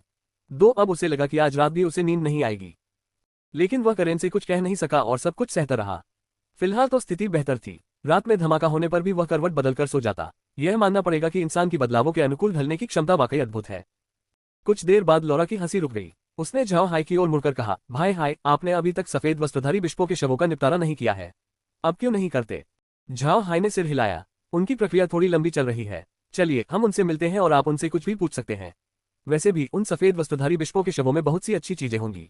मैं उन्हें संयोगवश आपके लिए लाया हूं। लॉरा मुस्कुराए और बोली, अगर कोई अच्छी जादुई वस्तु है तो क्यों ना हम उसे पिताजी को दे दें और उन्हें उसका अध्ययन करने दें। शायद उनके शोध से हमें कुछ अच्छा पता चल जाए। झाओ हाई ने बेबसी से मुस्कुराया। वह लॉरा के पीछे पीछे स्पेशियल विला से बाहर गया और लाशों को बाहर निकाला। उसने पहले उन साधारण भाड़े के सैनिकों को मरे हुओं में बदल दिया। उसने केवल 2 लाशों को वहीं छोड़ दिया और उन्हें उच्च श्रेणी के मरे हुओं में बदल दिया। फिर उन दोनों नेताओं से अपने सवाल पूछे। ये भाड़े के सैनिक वास्तव में बोरिक द्वारा भेजे गए थे। वे एक नियमित भाड़े के सैनिकों के समूह से थे और बोरिक के आदमी थे। बोरिक के नियंत्रण में एक भाड़े के सैनिकों का समूह। इसके अलावा उन्हें कोई बेहतर जानकारी नहीं मिली। आखिरकार वे केवल भाड़े के सैनिकों का एक समूह थे और उन्हें बोरिक की बाहरी ताकतों में से एक ही माना जा सकता था, जिनका उसकी मूल शक्ति से कोई संपर्क नहीं था। इन भाड़े के सैनिकों से कोई उपयोगी वस्तु न मिलने पर झाओ हाई ने उन्हें त्याग दिया। फिर उसने 18 रेडियंस नाइट्स को उच्च श्रेणी के एंडेड में बदल दिया। ये नाइट भाड़े के सैनिकों से अधिक जानते थे, लेकिन उनका ज्ञान मुख्यतः रेडियंस चर्च द्वारा अपने रक्षक नाइट्स को दी जाने वाली शिक्षाओं तक ही सीमित था। वे आमतौर पर इस्तेमाल होने वाले रेडियंस नाइट समूहों का हिस्सा थे। रेडियंस नाइट समूह देखने में काफी छोटा था। कहा जाता है कि इसमें केवल 500 सदस्य थे और इस समूह के अधिकांश सदस्यों के पास यूनिकॉर्न नहीं थे। आखिर यूनिकॉर्न 5वें रैंक का जादुई जीव था जिसे प्राप्त करना आसान नहीं था। उनकी वास्तविक संख्या लगभग 1000 रेडियंस नाइट्स थी। इन 1000 में से लगभग 200 यूनिकॉर्न पर सवार नाइट्स थे, जिन्हें कुलीन वर्ग माना जाता था। इस बार उन्होंने झाओ हाई से निपटने के लिए उनमें से 18 को भेजा था। ये स्पष्ट था कि रेडियंस चर्च इस काले जादूगर को बहुत महत्व देता था, लेकिन इन रेडियंस नाइट्स को ज्यादा जानकारी नहीं थी। वे चर्च के प्रशासक नहीं थे, इसलिए उन्हें चर्च के रहस्यों के बारे में थोड़ी बहुत ही जानकारी थी। हालांकि झाओ हाई थोड़ा निराश था, लेकिन वह इसके बारे में कुछ नहीं कह सका। ये सभी रेडियंस नाइट्स अब तक मरे हुए लोगों में बदल चुके थे। जीवित रहते समय से उनकी शक्ल में कोई खास बदलाव नहीं आया था।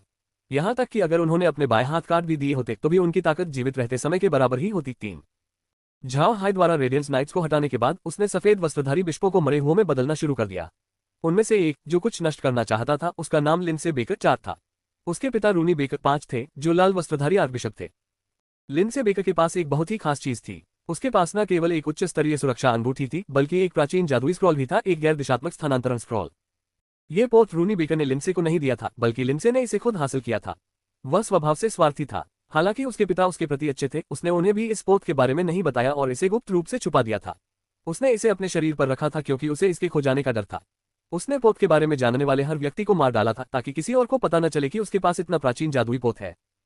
झाओ हाई ने प्राचीन जादुई पांडुलिपि को हाथ में लिया और उसे मूर्खतापूर्ण ढंग से देखने लगा। प्राचीन वस्तुएं जो बहुत पहले बनी थी का अर्थ होता है कि वे बेहद पुरानी हो चुकी हैं, लेकिन यह वस्तु उसे उतनी पुरानी नहीं लग रही थी। ये सोने की तरह चमक रही थी, लेकिन झाओ हाई को पूरा यकीन था कि यह धातु नहीं थी। इस समय अंतरिक्ष ने अचानक एक स्वर में संकेत दिया। अज्ञात जादुई वस्तु। वस्तु के कार्य का विश्लेषण। ये वस्तु एक साधारण अंतरिक्ष प्रणाली की जादुई वस्तु है। ये वस्तु एक गैर दिशात्मक अनिश्चित दूरी वाला स्थानिक चैनल उत्पन्न कर सकती है। फंक्शन निकालना। फंक्शन को घोस्ट केन में शामिल करना। घोस्ट केन के उपयोग से अब एक गैर दिशात्मक अनिश्चित दूरी वाला स्थानिक चैनल बनाना संभव हो सकेगा। अज्ञात जादुई वस्तु। वस्तु के कार्य का विश्लेषण। ये वस्तु एक स्वायत्त उत्तेजना प्रकार की सुरक्षात्मक जादुई वस्तु है। जब मेजबान पर अचानक हमला होता है तो यह वस्तु मेजबान की रक्षा के लिए एक सुरक्षात्मक कवच उत्पन्न करेगी। कार्यों को निकालना। कार्यों को बेहतर बनाना। कार्यों को घोस्ट केन में शामिल करना। घोस्ट केन अब हमले की स्थिति में मेजबान की स्वचालित रूप से रक्षा कर सकता है। एकाधिक मैजिक एरे। मैजिक अरेज को निकालना। स्थानिक फाइलों में संग्रहित करना। होस्ट को किसी भी समय उन्हें देखने की सुविधा प्रदान करना। आशीर्वाद के आकार के जादुई विन्यासों का प्रकट होना। जादुई सरणियों को निकालना। जादुई सरणियों को अंतरिक्ष में समाहित करना। अंतरिक्ष में मशीन प्रकार के मानवाकार पिंडों में जादुई सरणियों को समाहित करना। सुदृढ़ मशीन प्रकार के मानवाकार पिंड। जादू को बेहतर बनाना। जादुई सरणियों को स्प्राइट प्रकार के जैविक शरीर के साथ संयोजित करना। मजबूत स्प्राइट प्रकार का जैविक शरीर। झाओ हाई और लौरा ने निर्देशों को ध्यान से सुना। इस बार निर्देश संक्षिप्त नहीं थे, फिर भी उन दोनों को वास्तव में समझ आ गया कि उन्होंने क्या सुना है। सरल शब्दों में कहें तो स्पेस ने प्राचीन जादुई स्क्रॉल की शक्तियों को निकालकर घोस्ट केन में समाहित कर दिया था। साथ ही सुरक्षा रिंग के सुरक्षात्मक कार्य को भी निकालकर मजबूत करके घोस्ट केन में शामिल कर दिया गया था। स्पेस ने कई जादुई सरणियों को भी निकाला और उन्हें एक स्थानिक फाइल में रखा। फिर रेडियंस नाइट्स के कवच से एक आशीर्वाद प्रकार की जादुई सरणी निकाली। उन्हें मरे हुओं के साथ साथ पत्थर के दिग्गजों जैसे अन्य प्राणियों पर रखा गया, जिसके परिणामस्वरूप ताकत में वृद्धि हुई। 6 झाओ हाई ने कभी सोचा भी नहीं था कि अंतरिक्ष में इतनी शक्तिशाली क्षमताएं होंगी। अब वह भूत पूंछ वाले हथियार को एक सुरक्षा कवच और दिशाहीन स्थानांतरण यंत्र मान सकता था। ये दोनों कार्य उसकी जान बचाने में बहुत उपयोगी साबित होंगे। इसके अलावा उन जादुई मंत्रों ने अंतरिक्ष में मौजूद मरे हुओं को और भी मजबूत कर दिया था। उनकी युद्ध शक्ति में स्वाभाविक रूप से वृद्धि हुई थी। हालांकि उन्हें यह नहीं पता था कि उनकी शक्ति कितनी बड़ी है, लेकिन यह निश्चित रूप से बहुत अधिक होनी चाहिए थी। इससे झाओ हाई खुश हो गया। झाओ हाई ने अपनी भावनाओं को शांत करने के लिए गहरी सांस ली। उसने सुरक्षा कवच और प्राचीन जादुई पांडुलिपि लौरा को देते हुए कहा, यह सुरक्षा कवच अभी भी काम आ सकता है, इसलिए कृपया इसे ले लो। जहां तक उस जादुई पांडुलिपि की बात है, वह अब उतनी उपयोगी नहीं रहेगी। बेहतर होगा कि इसे चाचा को दे दिया जाए ताकि वे इसका अध्ययन कर सके। लौरा ने कुछ नहीं कहा और सामान लेते हुए बस सिर हिला दिया। वह झाओ हाई के सामने शिष्टाचार नहीं बरतती। वैसे भी इन दोनों वस्तुओं की कार्यक्षमता अंतरिक्ष द्वारा पहले ही प्राप्त कर ली गई थी और घोस्ट केन में समाहित कर दी गई थी। झाओ हाई पहले से ही उन कार्यक्षमताओं का उपयोग कर सकता था, इसलिए शिष्टाचार का कोई लाभ नहीं था। झाओ हाई ने सफेद वस्त्र पहने अन्य बिशपों पर एक नजर डाली। हालांकि उनके पास कुछ वस्तुएं थीं, लेकिन वे लिंडसे बेकर की वस्तुओं जितनी अच्छी नहीं थीं। झाओ हाई ने उन पर बस एक नजर डाली और बिना उन्हें संभाले ही गोदाम में फेंक दिया। इन सब बातों को निपटाने के बाद झाओ हाई ने अपना ध्यान सफेद वस्त्रधारी बिशपों की ओर मोड़ा। उसे प्राप्त वस्तुओं की तुलना में वह इस बात में अधिक रुचि रखता था कि वे उसे क्या जानकारी दे सकते हैं। उसके लिए बुद्धिमत्ता वस्तुओं से कहीं अधिक मूल्यवान थी। टिप्पणियां। इस अध्याय का अनुवाद किया गया है। कृपया रचनात्मक आलोचना और सुझावों के लिए टिप्पणी छोड़ें। धन्यवाद। अगर आपको यह उपन्यास पसंद आया हो तो कृपया लेखक का समर्थन करें। कृपया संपादक के फुटनोट्स अवश्य देखें। धन्यवाद। अध्याय 227 रेडियंस टच की शक्ति। झाओ हाई, लौरा, ग्रीन और क्वीन जॉन स्पेशियल विला के लिविंग रूम में चुपचाप बैठे लिंडसे बेकर की रेडियंस टच के बारे में रिपोर्ट सुन रहे थे। सफेद वस्त्रधारी बिशपों को मृतकों में परिवर्तित करने के बाद उसने उनसे रेडियंस टच से संबंधित मामलों के बारे में पूछना शुरू किया। स्वाभाविक रूप से सबसे विस्तृत जानकारी लिंडसे बेकर के पास थी, इसलिए उसने ग्रीन और अन्य लोगों को बुलाने से पहले लिंडसे बेकर को रोक लिया और फिर उसे रेडियंस टच के बारे में अपने ज्ञान का विस्तृत विवरण देने की अनुमति दी। रेडियंस टच झाओ हाई और अन्य लोगों की सोच से कहीं अधिक शक्तिशाली था। वर्तमान में वे 1 दर्जन बड़े और छोटे रियासतों पर नियंत्रण रखते थे। इसके अलावा कुछ साम्राज्यों के कई प्रभावशाली कुलीन व्यक्ति पहले ही रेडियंस टच के सदस्य बन चुके थे। विशेष रूप से वे रेडियंस टच के रक्षक शूरवीर या वरिष्ठ सदस्य बन गए थे। दुर्भाग्यवश लिंडसे बेकर केवल एक साधारण बिशप थे। हालांकि उनके पिता एक साधारण आर्कबिशप थे, लेकिन उनके पास साझा करने के लिए ज्यादा जानकारी नहीं थी। उन्हें केवल कुछ ग्रैंड ड्यूक और अन्य प्रभावशाली रईसों के बारे में पता था जो रेडियंस टच में शामिल हुए थे, इससे ज्यादा कुछ नहीं। इन प्रभावशाली रईसों के अलावा लिंडसे बेकर को रेडियंस चर्च से संबद्ध कई भाड़े के सैनिकों के समूहों और मध्यम आकार की व्यापारी कंपनियों के बारे में भी जानकारी थी। इनमें से कई का प्रबंधन तो वह स्वयं ही करता था। इसके अलावा लिंडसे बेकर को और कुछ नहीं पता था। हालांकि झाओ हाई को इससे काफी फायदा हो चुका था। अब उन्हें रेडियंस चर्च की ताकत की गहरी समझ हो गई थी। रेडियंस चर्च सचमुच बहुत शक्तिशाली था। जब झाओ हाई ने सुना कि ब्लैक मैजिशियन अलायंस में 10,000 ब्लैक मैजिशियन है, तो उसने सोचा था कि यह गठबंधन पहले से ही काफी अच्छा है। अब उसे समझ में आया कि रेडियंस चर्च की तुलना में वे वास्तव में बहुत पीछे थे। वे सचमुच बहुत चालाक थे, क्योंकि उन्होंने प्रभावशाली कुलीन वर्ग और ग्रैंड ड्यूक्स को अपने खेमे में शामिल कर लिया और उन्हें या तो प्रोटेक्टर नाइट या एल्डर बना दिया। अगर रेडियंस चर्च को कोई मामला होता तो वे स्वाभाविक रूप से मदद करते। इन लोगों की ताकत को कम मत आंकिए। भले ही वे खुद सीधे तौर पर मदद न करें, उन्हें बस कुछ शब्द कहने होते थे और निचले स्तर के कुलीन लोग स्वाभाविक रूप से उनका अनुसरण करते हुए उनकी कृपा पाने की कोशिश करते और उनके आदेश का पालन करते। इन सब कारणों से रेडियंस चर्च ने पिछले कुछ वर्षों में तेजी से विकास किया था। चर्च ने न केवल कुलीन वर्ग को अपने साथ जोड़ा, बल्कि उनका उपयोग अपने प्रभाव को फैलाने के लिए भी किया। विभिन्न लाभों के कारण वे कुलीन वर्ग चर्च के प्रभाव में पूरी तरह से बंध गए थे। उन अभिजात वर्ग के लोगों की मदद से महाद्वीप के भीतर काले जादूगरों को खदेड़ दिया गया था। इतने कम समय में ही काले जादूगर अलग थलग पड़ गए थे। रेडियंस चर्च की तुलना में ब्लैक मैजिशियन अलायंस पिछड़ गया। मारू ने यह नहीं बताया कि कितने कुलीन लोग ब्लैक मैजिशियन अलायंस में शामिल हुए थे। दरअसल यही ब्लैक मैजिशियन अलायंस की कमजोरी थी। ये समझना आवश्यक है कि महाद्वीप में अभिजात वर्ग के नियम आम लोगों पर लागू होते थे। एक बार आम लोगों के मन में किसी बात को लेकर कोई पूर्वधारणा बन जाती थी तो उसे बदलना बहुत मुश्किल होता था। ब्लैक मैजिशियन अलायंस और रेडियंस चर्च की तुलना करने पर अलायंस की सबसे बड़ी कमी ये थी कि उसका नेतृत्व एकीकृत नहीं था। दूसरी ओर रेडियंस चर्च प्रकाश जादूगरों का मुख्यालय था। सभी प्रकाश जादूगर रेडियंस चर्च के सदस्य थे और उनका नेतृत्व एकीकृत था। ये स्पष्ट है कि उनके सभी कार्यों का कोई न कोई उद्देश्य होता था। विभाजित ब्लैक मैजिशियनों के विरुद्ध लड़ाई में उनका पलड़ा भारी था। हालांकि काले जादूगरों ने हाल ही में ब्लैक मैजिशियन अलायंस की स्थापना की थी, लेकिन ये गठबंधन वास्तव में बहुत ही ढीला था। रेडियंस चर्च पर किसी भी हद तक विजय प्राप्त करना कई गुना असंभव था। झाओ हाई को यह उम्मीद नहीं थी कि रेडियंस चर्च द्वारा काले जादूगरों को इस हद तक दबाया जाएगा। आखिर काला जादूगर गठबंधन एक ढीला ढाला संगठन था जिसे काफी स्वतंत्रता प्राप्त थी। इसी वजह से वे कहीं भी फल फूल सकते थे। अगर रेडियंस चर्च दिन के समय सूर्य की चमकती किरणें थी, तो काले जादूगर रात के आकाश के काले बादल थे। जहां सूर्य की रोशनी नहीं पहुंचती, वहां उनके जीवित रहने के लिए हमेशा जगह होती है। इसके अलावा रेडियंस चर्च इस समय किसी संकट में नहीं था। हालांकि वे तेजी से विकसित हो रहे थे और बड़ी बेताबी से कुलीन वर्ग को अपने खेमे में खींच रहे थे, लेकिन किसी भी साम्राज्य के लिए यह अस्थिरता का कारण बन सकता था।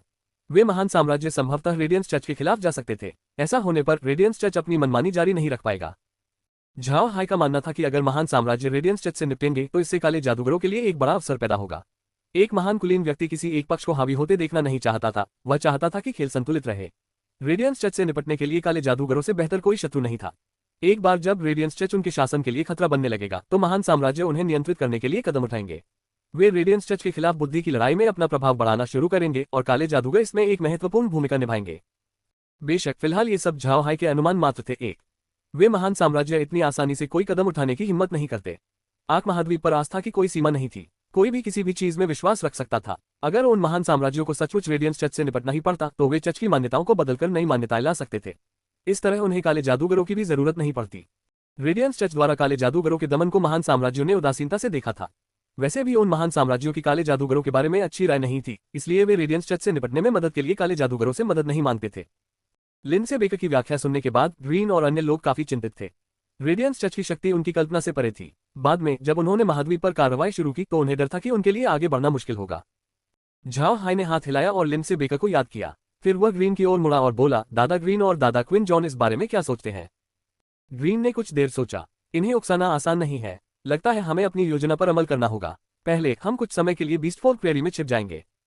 क्विन जॉन ने सिर हिलाते हुए कहा, रेडियंस चर्च की शक्ति भले ही बहुत अधिक हो, लेकिन उनका प्रभाव बीस्टफॉल क्वेरी तक पहुंचना असंभव है। बीस्टफॉल के लिए केवल एक ही ईश्वर है। रेडियंस चर्च वहां बेहद अलोकप्रिय है, इसलिए कोई भी उनकी बातों पर विश्वास नहीं करेगा। बीस्टफॉल क्वेरी पहुंचने के बाद हमें वहां कुछ समय तक रुकना होगा। जब हम चर्चा से बाहर हो जाएंगे तब हम वापस आ सकते हैं। मेरिन डोक ने भी सिर हिलाया। यह अच्छा है। अभी रेडियंस चर्च को केवल युवा स्वामी की काले जादूगर वाली पहचान पता है, बुढ़ा कबीले की नहीं।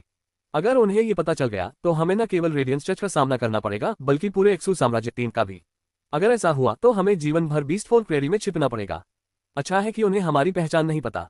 हम पहले बीस्टफॉल क्वेरी में छिपेंगे और बीस्टफॉल के साथ व्यापार करेंगे। इससे वे हमारे बारे में कुछ भी पता नहीं लगा पाएंगे। झाओ हाई ने सिर हिलाते हुए कहा, भले ही हम बीस्टफॉल क्वेरी में हो, हमें सावधान रहना होगा। इस बार हमने बहुत सी वस्तुएं खरीदी हैं। ऊंचे इरादों वाले लोगों ने जरूर हमारी खरीदारी पर नजर रखी होगी और उन्हें पता होगा कि हम बीस्टफॉल क्वेरी जा रहे हैं। चाहे वह रेडियंस चर्च हो या बोरिक, दोनों को हमारे हाथों नुकसान उठाना पड़ा है और वे जरूर बदला लेंगे। मुझे डर है कि भले ही हम बीस्टफॉल क्वेरी में छिप जाएं, वे हमें नहीं छोड़ेंगे। ग्रीन ने हल्की सी मुस्कान के साथ कहा, कई बार हम पर हमला करने के बाद भी वे लोग हमसे बदला लेना चाहते हैं। हमें इस बारे में सोचना होगा। मुझे डर है कि अगली बार हमें किसी नौवें रैंक के विशेषज्ञ से निपटना पड़ सकता है। क्विन जॉन हंस पड़ा। ऐसा मुमकिन नहीं है। जब तक हम बीस्ट फोक प्रेरी में हैं, वे हमसे निपटने के लिए नौवें रैंक के विशेषज्ञ को भेजने की हिम्मत नहीं करेंगे। किसी टेरान नौवें रैंक के विशेषज्ञ का बीस्ट फोक प्रेरी में प्रवेश करना नामुमकिन है, वरना बीस्ट फोक प्रेरी का कोई नौवें रैंक का विशेषज्ञ उन पर हमला करके उन्हें वहीं मार डालेगा। इसके अलावा इससे टेरांस और बीस्ट फोक के बीच युद्ध छिड़ सकता है। चाहे रेडियंस चच हो या बोरिक, क्या उनमें से किसी के पास ऐसा करने का साहस है? ग्रीन मुस्कुराया। वह इस मामले से अच्छी तरह वाकिफ था क्योंकि वह अतीत में टेरेंस और बीस्ट फोर के बीच हुए युद्ध में भाग ले चुका था। बीस्ट फोर के एक लड़ाकू समूह थे। अगर टेरेंस ने सचमुच किसी नौवें रैंक के विशेषज्ञ को बीस्ट फोर प्रेरी में भेजा और तूफान खड़ा किया, तो टेरेंस का सामना हजारों घुड़सवारों से होगा। लॉरा भी मुस्कुराए। दरअसल हम इस बारे में कुछ ज्यादा ही सोच रहे हैं।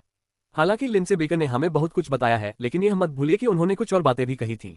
रोसेन साम्राज्य के भीतर रेडियंस चर्च का प्रभाव बहुत मजबूत नहीं है, और रोसेन साम्राज्य इस महाद्वीप का सबसे शक्तिशाली साम्राज्य है, जिसकी कोई तुलना नहीं है। अगर रेडियंस चर्च रोसेन साम्राज्य के अभिजात वर्ग को अपने पक्ष में करना चाहता है, तो ये बहुत मुश्किल होगा। एक बार रोसेन साम्राज्य के राजा को पता चल गया तो रेडियंस चर्च साम्राज्य के भीतर कोई गतिविधि नहीं कर पाएगा। रोसेन साम्राज्य की शक्ति कई अन्य साम्राज्यों की संयुक्त शक्ति के बराबर है। ये हमारे लिए एक अवसर हो सकता है। अंतरिक्ष की मदद से हम रोसेन साम्राज्य के भीतर एक स्थानांतरण केंद्र स्थापित कर सकते हैं। हम रेडियंस चर्च से डरे बिना धीरे धीरे रोसेन साम्राज्य के भीतर विकास शुरू कर सकते हैं। क्विन जॉन ने सिर हिलाया। हमें अभी भी सावधान रहने की जरूरत है। हालांकि रोसेन साम्राज्य शक्तिशाली है, लेकिन शायद उन्हें काले जादूगर पसंद नहीं है। अगर रेडियंस चर्च इस बात का फायदा उठाकर उन्हें बता दे कि वे काले जादूगरों से निपट रहे हैं, तो वे पलटकर हमसे भी निपट सकते हैं। इससे हमारे लिए मुश्किलें और बढ़ जाएंगी। लॉरा ने सिर हिलाया और झाओ हाई ने हल्की मुस्कान के साथ कहा, दरअसल हम बस एक ही बात बार बार दोहरा रहे हैं। मुद्दा यह है कि मैं एक काला जादूगर हूँ। यह मत भूलो कि एक जादूगर होने के नाते मैं पृथ्वी तत्व, वायु तत्व और प्रकाश तत्व की जादुई शक्तियों का भी प्रयोग कर सकता हूँ। प्रकाश तत्व के जादूगर रेडियंस चर्च के सदस्य होते हैं, इसलिए ये भेष बदलने का अच्छा विकल्प नहीं होगा। मैं पृथ्वी तत्व के जादूगर या वायु तत्व के जादूगर होने का नाटक कर सकता हूँ। इससे वे लोग मुझ पर लगातार नजर नहीं रख पाएंगे। इसके अलावा रोसेन साम्राज्य अक्सू साम्राज्य से काफी दूर है। 4 अक्सू साम्राज्य के महान अभिजात वर्ग को वहां मेरे बुढ़ा वंश की पहचान के बारे में कैसे पता चलेगा? साथ ही रोसेन साम्राज्य और अक्सू साम्राज्य मैत्रीपूर्ण पड़ोसी नहीं है। वे अक्सू साम्राज्य के अभिजात वर्ग को हमसे निपटने में मदद नहीं करेंगे, है ना? झाओ हाई की बात सुनकर सबकी आंखें चमक उठी। वे भूल गए थे कि झाओ हाई 4 प्रकार की तात्विक शक्तियों का प्रयोग कर सकता है। काला जादू और प्रकाश जादू का प्रयोग नहीं किया जा सकता था, इसलिए उसने बाकी 2 शक्तियों का ही इस्तेमाल किया। वैसे भी वह जादूगर होने का दिखावा कर सकता था, जो एक अच्छा विचार था। टिप्पणियां। मेरिन ने माथे पर शिकन डाली। क्या ये ठीक रहेगा? काले जादूगरों को छोड़कर लगभग सभी जादूगर जादुई टोपी नहीं पहनते। अगर युवा स्वामी जादुई टोपी नहीं पहनेंगे तो उनकी पहचान हो जाएगी। भले ही हम रोसेन साम्राज्य की बात कर रहे हों और हमें एक्सू साम्राज्य के कुलीनों से डरने की जरूरत न हो, फिर भी युवा स्वामी ने शून्यता का जल पिया है। ये बात सबको पता है। अगर उन्हें युवा स्वामी की पहचान पता चल गई तो हम और भी बड़ी मुसीबत में पड़ जाएंगे। आखिरकार शून्यता के जल का कोई इलाज नहीं है। अगर हम ये बात जाहिर कर दें कि हम शून्यता के जल के विष का इलाज कर सकते हैं, तो मुसीबत खड़ी हो जाएगी। भले ही युवा स्वामी इससे इनकार करें, फिर भी उन्हें भूतिया छड़ी के बारे में पता चल सकता है। अगर यह राज खुल गया तो मुसीबत खड़ी हो जाएगी, क्योंकि लोग इसे हथियाने की कोशिश करेंगे। एक झाओ हाई ने हल्की सी मुस्कान दी। ठीक है, तो मैं सामान्य जादूगर होने का दिखावा नहीं करूंगा। मैं एक डाइवर्जेंट वॉरलॉक ही रहूंगा। वैसे भी डाइवर्जेंट तकनीक का उपयोग करने के लिए साधना की आवश्यकता नहीं होती। ग्रीन ने माथे पर शिकन डाली। दरअसल युवा गुरु ने उनके डाइवर्जेंट वॉरलॉक होने के बारे में जो कहा वह गलत नहीं है। बात सिर्फ इतनी है कि उनकी डाइवर्जेंट तकनीक वाकई बहुत शक्तिशाली है। इसलिए हमें इसके बारे में दूसरों को नहीं बताना चाहिए। अगर युवा गुरु अपनी पहचान उजागर कर देते हैं तो हमारी मुश्किलें और बढ़ जाएंगी। चाहे कुछ भी हो जाए, युवा गुरु की पहचान वहां जाहिर नहीं होनी चाहिए। हम उन्हें युवा गुरु की पहचान का पता नहीं चलने दे सकते। क्विन जॉन ने सिर हिलाया। ये सही है। अगर हमने उन्हें झाओ हाई की पहचान बता दी तो हमारे लिए बहुत बड़ी मुसीबत खड़ी हो जाएगी। कैसा रहेगा अगर हम उसे मुखौटा पहना दें? इस महाद्वीप पर कई अलग अलग रूप वाले डाइवर्जेंट वॉरलॉक हैं, इसलिए अगर झाओ हाई मुखौटा पहन ले तो कोई भी उसे पहचान नहीं पाएगा। झाओ हाई ने माथे पर शिकन डाली। लेकिन अगर ऐसा है तो मैं ये जादुई चोला नहीं पहन पाऊंगा। ये जादुई चोला मुझे लॉरा ने दिया था, इसलिए मुझे ये बहुत पसंद है। जब उसने झाओ हाई की बातें सुनी तो लॉरा का चेहरा लाल हो गया। तो जैसे ही अन्य लोग हंसे, लॉरा और भी शर्मिंदा हो गई। हालांकि उसके दिल में मिठास थी, फिर भी लॉरा ने झाओ हाई की पीठ पर चुटकी लेने के लिए हाथ बढ़ाया। लॉरा का इसे छिपाने का प्रयास स्वाभाविक रूप से ग्रीन और अन्य लोगों से छिपा नहीं था, और इससे वे और भी जोर से हंसे। केवल मेग के चेहरे का भाव उदास था, क्योंकि उसने लॉरा पर ध्यान दिया था और यह सब स्पष्ट रूप से देखा था। 3 मेरिन मुस्कुराए और बोली, युवा स्वामी, आपको अपने जादुई वस्त्र के बारे में चिंता करने की जरूरत नहीं है। हम बस आपका पहनावा बदल देंगे। एक डाइवर्जेंट वॉरलॉक चाहे जो भी वस्त्र पहने, अगर उसकी शैली बदल दी जाए तो कोई भी उसके आर पार नहीं देख पाएगा। झाओ हाई ने सिर हिलाया। मास्क जरूरी है, लेकिन मैं ऐसा मास्क नहीं चाहता जो मेरे पूरे चेहरे को ढक ले। उससे घुटन होगी। सब लोग हंस पड़े। ऐसा लगा मानो सब कुछ तय हो चुका हो। ये कहा जा सकता है कि परसेल डची के भीतर के मामले पीछे छूट गए हैं। हंसी रुकने के बाद लॉरा चार्क ने आगे कहा, चूंकि हम बीस्ट फोक प्रेरी जा रहे हैं, इसलिए हमें रहने के लिए जगह ढूंढनी होगी। बीस्ट फोक प्रेरी में मेरे कुछ व्यवसाय थे, लेकिन वहां व्यापार अच्छा नहीं है। केवल कुछ ही जातीय जनजातियां मेरे साथ व्यापार करती हैं और उनमें से कोई भी युद्ध करने वाली जनजाति नहीं है, इसलिए आय अच्छी नहीं है। मैंने बीस्ट फोक प्रेरी में आर्टेस्ट 5 नाम का एक प्रबंधक रखा हुआ है। वह बहुत वफादार व्यक्ति है और जिस पर हम पूरी तरह भरोसा कर सकते हैं। हालांकि वह वहां काम करने के लिए है। ये जानना जरूरी है कि बीस्ट फोक प्रेरी में हालात बहुत अलग हैं। आमतौर पर अगर हम अपने सामान के खरीदारों के साथ समझौता करते हैं तो हम माल का परिवहन करते हैं। अगर हम इसे कहीं भी रख देते हैं तो हमें लूटा जा सकता है।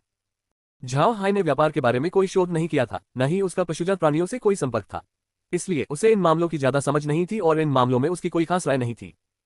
क्विन जॉन ने सिर हिलाया। अभी हमें सबसे पहले किसी एक युद्ध जनजाति के साथ संबंध स्थापित करना होगा। जब तक हम किसी युद्ध जनजाति के साथ व्यापार स्थापित कर लेंगे तब तक बीस्ट फोक प्रेरी में कोई भी हमें चुनौती देने की हिम्मत नहीं करेगा। बीस्ट फोक प्रेरी में कार्रवाई करते समय हम जनजाति के युद्ध ध्वज पर भरोसा कर सकते हैं। प्रेरी के भीतर किसी भी जातीय समूह के खिलाफ कार्रवाई करने की हिम्मत कोई नहीं करेगा। झाओ हाई को इनमें से कुछ भी समझ नहीं आया, लेकिन ग्रीन जानता था कि युद्ध करने वाले कबीले ही बीस्ट फोक प्रेरी के राजा थे। वास्तव में ये कहा जा सकता है कि बीस्ट फोक प्रेरी कई छोटे बड़े डाकू समूहों का संग्रह था। बड़े कबीले बड़े डाकू समूह थे, जबकि छोटे कबीले छोटे डाकू समूह थे। बड़े डाकू छोटे डाकुओं को लूटते थे। बीस्ट फोक प्रेरी में जीवित रहने का यही नियम था। इसी वजह से अगर जीव जंतुओं को जीविका चलाने में कठिनाई होती तो वे दूसरों से लूटपाट करते थे। जीवित रहना ही जीव जंतुओं और मनुष्यों के बीच युद्ध का एक मुख्य कारण था। ये युद्धप्रिय जनजातियां पशु मानव जाति के भीतर सबसे शक्तिशाली लड़ाकू जातीय समूह थीं। वे सबसे बड़ी जनजातियां थीं, बड़े डाकू समूह। अगर आप सिर्फ कुछ सामान्य जातीय जनजातियों या साधारण युद्ध जनजातियों के साथ ही व्यापार करते तो आप असुरक्षित होते।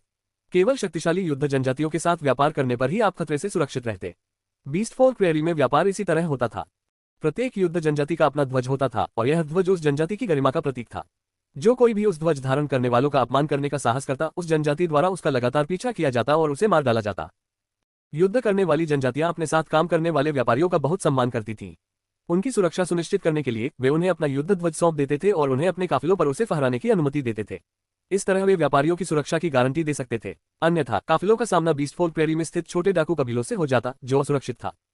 झाओ हाई ने सिर हिलाया। बीस्ट फोक प्रेरी में कौन सी वस्तुएं सबसे अच्छी बिकती हैं? क्विन जॉन हल्के से मुस्कुराया। भोजन 6 पहले स्थान पर है, नमक दूसरे स्थान पर और हथियार तीसरे स्थान पर हैं। ये वे चीजें हैं जो बीस्ट फोक प्रेरी में सबसे दुर्लभ हैं।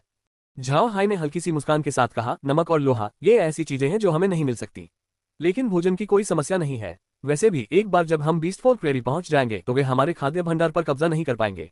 अगर वे हमें लूटने या चोरी करने की कोशिश करेंगे तो उनके साथ भी ऐसा ही होगा। हम अंतरिक्ष में कई तरह के अनाज उगा सकते हैं और फिर उन्हें बीस्ट फोक को आपूर्ति कर सकते हैं। क्विन जॉन ने सिर हिलाया। यही तो हम चाहते हैं। बीस्ट फोक प्रेरी में खाने पीने की चीजों की कीमतें बहुत ज्यादा हैं। अगर हम कीमतें कम कर दें तो यकीनन वहां के सबसे लोकप्रिय व्यापारी बन जाएंगे। इसके अलावा सब्जियां भी उन बीस्ट फोक लोगों के लिए सबसे दुर्लभ उत्पादों में से एक है। हमारे पास पर्याप्त जगह है, इसलिए सब्जियां पहुंचाने में हमें कोई परेशानी नहीं होगी। अगर हम सब्जियां पहुंचा सकते हैं तो मुझे पूरा विश्वास है कि वे खूब बिकेंगी। झाओ हाई ने सिर हिलाया। हालांकि मैं कहता हूं कि हम उनकी अन्य जरूरतों को पूरा नहीं कर सकते, लेकिन अगर बात सिर्फ सब्जियों और अनाज की है तो हम खुलेआम और व्यापक रूप से उनकी आपूर्ति कर सकते हैं। हम उनके साथ बड़ी मात्रा में जादुई जानवरों का व्यापार भी कर सकते हैं, जो एक अच्छी बात है। लॉरा मुस्कुराए। आपके पास जो चीजें हैं उनसे मुझे चिंता करने की कोई जरूरत नहीं है। हालांकि मेरा मानना है कि हमें पहले बीस्ट फोक प्रेरी के भीतर एक स्थानांतरण केंद्र स्थापित करना चाहिए। हमें रोसेन साम्राज्य के भीतर भी एक स्थानांतरण केंद्र स्थापित करना होगा। हम बीस्ट फोक प्रेरी से जादुई जानवरों को हमेशा के लिए लाकर जमा नहीं रख सकते। हमें उनसे छुटकारा पाना होगा और हम उन्हें रोसेन साम्राज्य को बेचकर ऐसा कर सकते हैं। इस तरह हम अनाज और जादुई जानवरों को पैसे में बदल सकते हैं। झाओ हाई ने सिर हिलाया। ये भी अच्छा है। ठीक है लॉरा, इस समय बीस्ट फोक प्रेरी में तुम्हारे लोग कहाँ स्थित हैं? लॉरा ने तुरंत जवाब दिया, अभी वे याजा नदी 8 के पास थरीपाथस का 7 पर है। ये बीस्ट फोक प्रेरी की 2 नदियों में सबसे बड़ी है और थरीपाथस का भी नदी के मोड़ का कारण है और इसी से इसकी प्रसिद्धि का आधार है। पानी शांत दिखता है और यह परसेल डची के भीतर ब्लैक माउंटेन किले के पास सीमा से ज्यादा दूर नहीं है। हमें वहां पहुंचने में 5 दिन लगेंगे। हालांकि झाओ हाई बीस्ट फोक प्रेरी नहीं गया था और वहां की स्थिति से अनभिज्ञ था, फिर भी उसे याजा नदी के बारे में कुछ जानकारी थी। वह जानता था कि यह नदी सुदूर उत्तर हिम उद्गम स्थल नॉर्थ से निकलती है, जो महाद्वीप के 5 प्रमुख प्रतिबंधित क्षेत्रों में से एक था। यह नदी कैरियन दलदल के साथ इस सम्मान को साझा करती थी। यह नदी पूरे बीस्ट फोक प्रेरी से होकर परसेल डची में प्रवेश करती है। परसेल डची पहुंचने पर इसका नाम जेड बेल्ट नदी 10 पर जाता है। ये सही था, याजा नदी जेड बेल्ट नदी का ऊपरी भाग थी। इसी कारण परसेल डची के पास याजा नदी का विस्तृत अभिलेख था। याजा नदी बीस्ट फोक प्रेरी की सबसे प्रसिद्ध नदी भी थी और इसे बीस्ट फोक की मातृ नदी कहा जाता था। चाहे पशुपालन हो या जीविका, पशुजाति और जल का अटूट संबंध था। याजा नदी न केवल सबसे बड़ा जल स्रोत थी बल्कि शांत भी थी। पशुजाति इससे न केवल पानी ला सकते थे बल्कि मछली भी पकड़ सकते थे। याजा नदी पशुजाति की माता थी। पीढ़ियों से पशुजाति इसी नदी के किनारे पलते बढ़ते रहे थे। झाओ हाई ने सिर हिलाकर कहा, तो फिर यह परसेल डची से ज्यादा दूर नहीं है। ठीक है, आप किस जनजाति के संपर्क में हैं? क्या ये सुरक्षित है? लौरा मुस्कुराए और बोली, ये सुरक्षित है। मेरे व्यवसाय का 2 जनजातियों से संपर्क है। एक है मवेशी जनजाति 11, दूसरी है सुगंधित सुअर जनजाति 12। ये दोनों जातीय समूह हैं। मवेशी जनजाति मवेशी पालती है, जबकि सुगंधित सुअर जनजाति भी महाद्वीप पर बहुत प्रसिद्ध है। ये दोनों पशु जनजातियां बहुत सौम्य हैं। इसके अलावा वे परसेल डची के निकट हैं। वे जो जादुई जानवर पैदा करते हैं वे मांस उत्पादक जादुई जानवर हैं और इससे होने वाली आय काफी अच्छी है। झाओ हाई ने सिर हिलाया। पशु मानवों के बारे में उनकी समझ बहुत कम थी। 13 ये जानना आवश्यक है कि पशु मानवों की हजारों अलग अलग प्रजातियां थीं। उदाहरण के लिए मवेशी मानव जनजाति को ही ले लीजिए। वे गैंडे, याक, बैल, सींग वाले मवेशी, भैंस और कई अन्य दर्जनों प्रजातियों में विभाजित थे। इन सभी प्रजातियों को याद करना एक पूरी किताब को याद करने जैसा था।